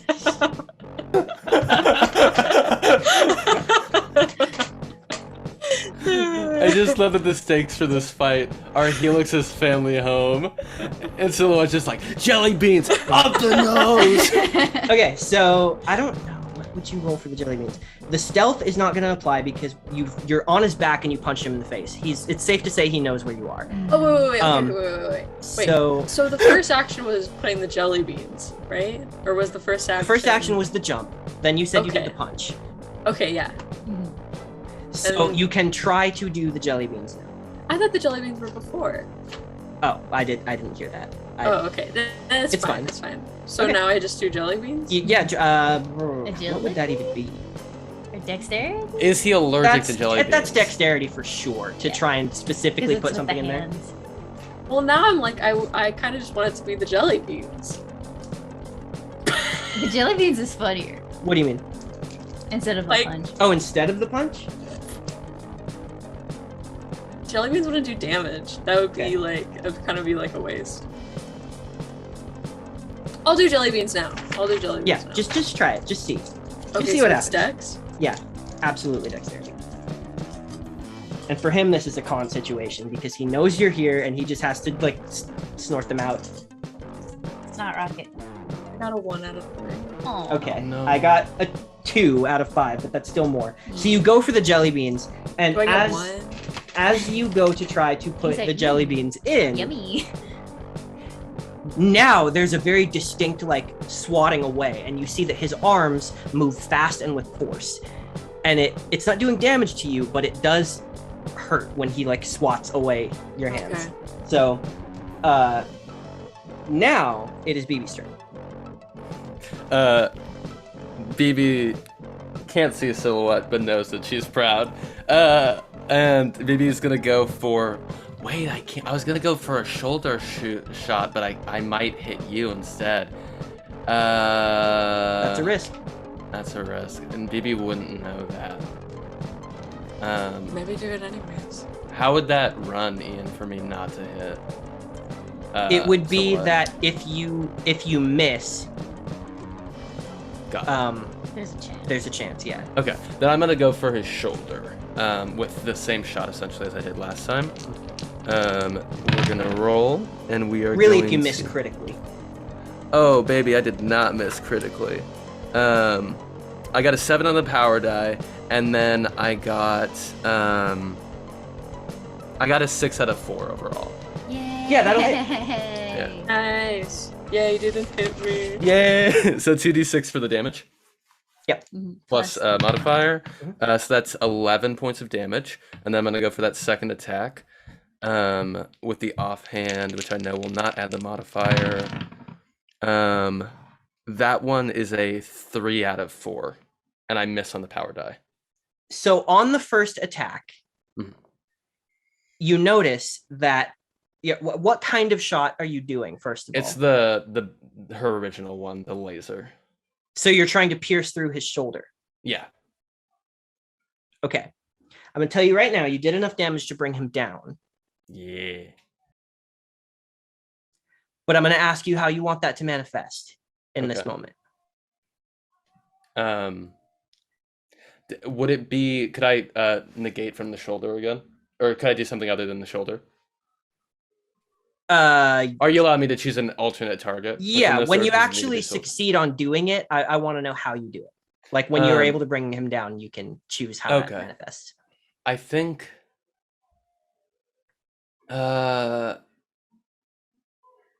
She might actually just go for the knees again because it's the cleanest shot. Because it's where the least amount of targets are in terms of boomerang, helix, silhouette, and well, I think Jeremy's over up to the side.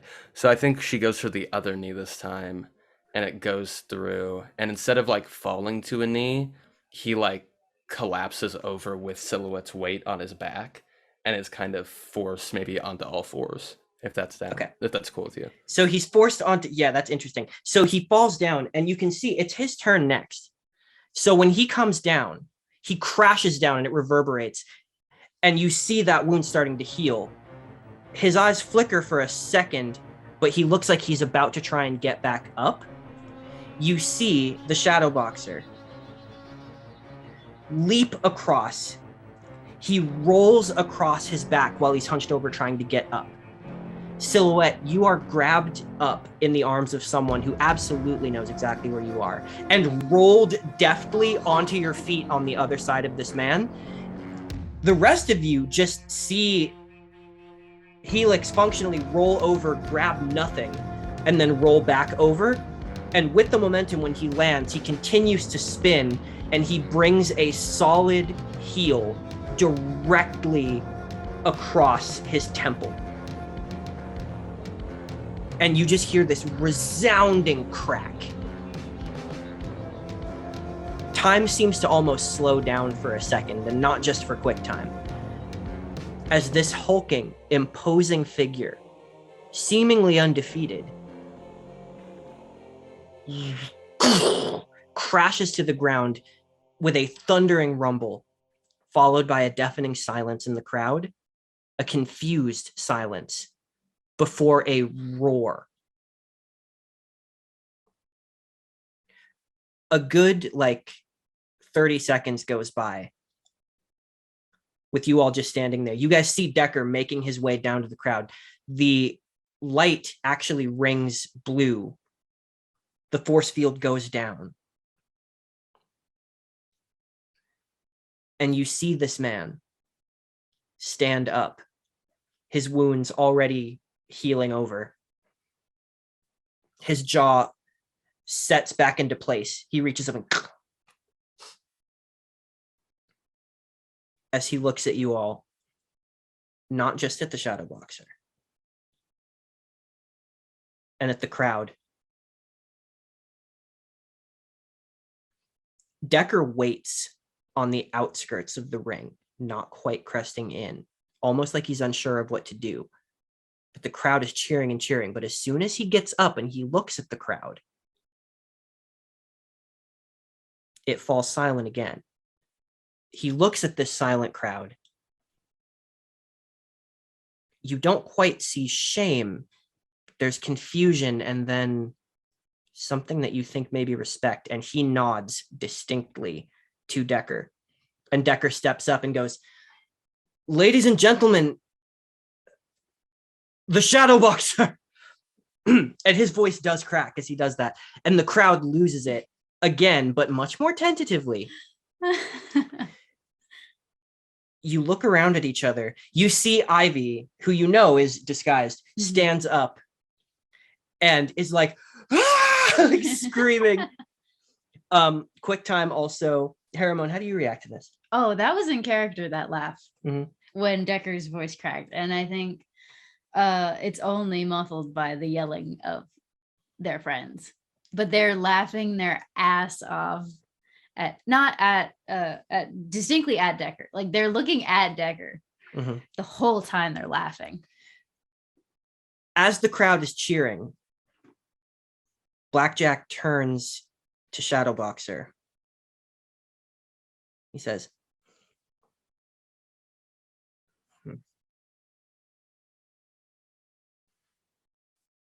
"Well, you've earned much more than money, son. It's time for a conversation." He reaches out a hand to shake. And Helix looks at it for a long moment. A moment the crowd largely ignores at the angle that you are and the noise that's filling this area. The people coming up to rush. But finally, he does take the hand. He goes, "I'm looking forward to it."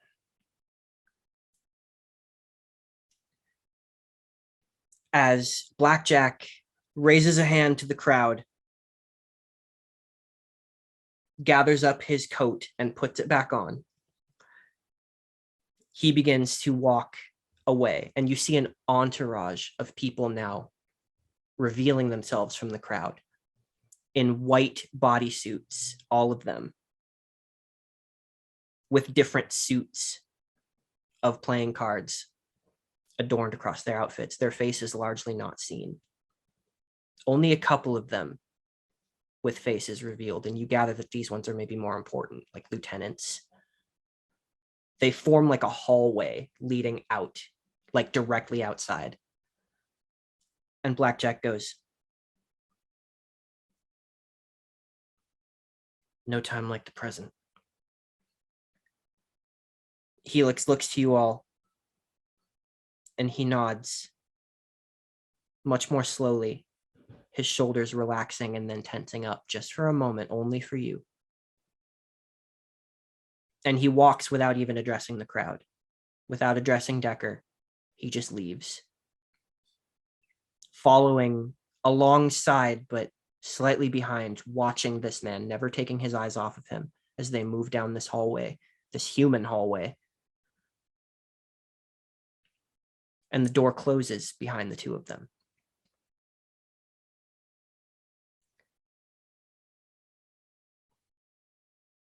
Left behind, you almost didn't even notice when it happened.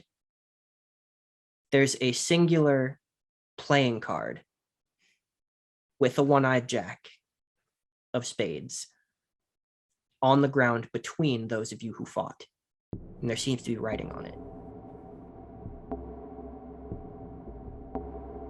I'll extinguish myself and read it. Okay. You read it. Going back over here now. To the notes, to the notes, to the notes. To the notes, to the notes, to the notes. If Helix just betrayed us, I swear to God, I'll kill him.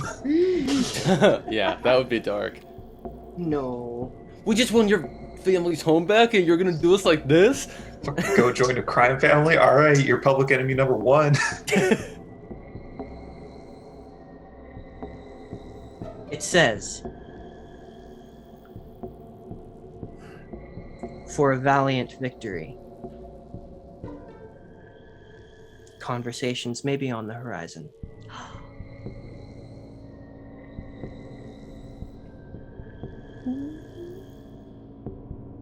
If it suits you, it says on the bottom. Stop. Stop it. No. Not allowed. Decker is just sort of awestruck and he goes, I need to address the crowd. I'm not entirely sure what I just saw. Well done. I think. I need a drink. And he sort of scuffles away and just sort of buries himself in the crowd and tries to lead it away. And you notice he turns back and he winks at you as he clearly is trying to draw the crowd away from you. Just long enough to leave a passage for you to make your way outside without getting Swarmed. entangled Yeah. and swarmed by these people who want to talk to the people who just beat an undefeated kingpin. Do we know where, like, I assume the back bar area for where the fighters are can lead to the outside. So they could get away without seeing the crowd? Question mark? Yeah. Yeah. So you guys can just sort of filter out. And everyone else who came here with you, they're all aware of this too.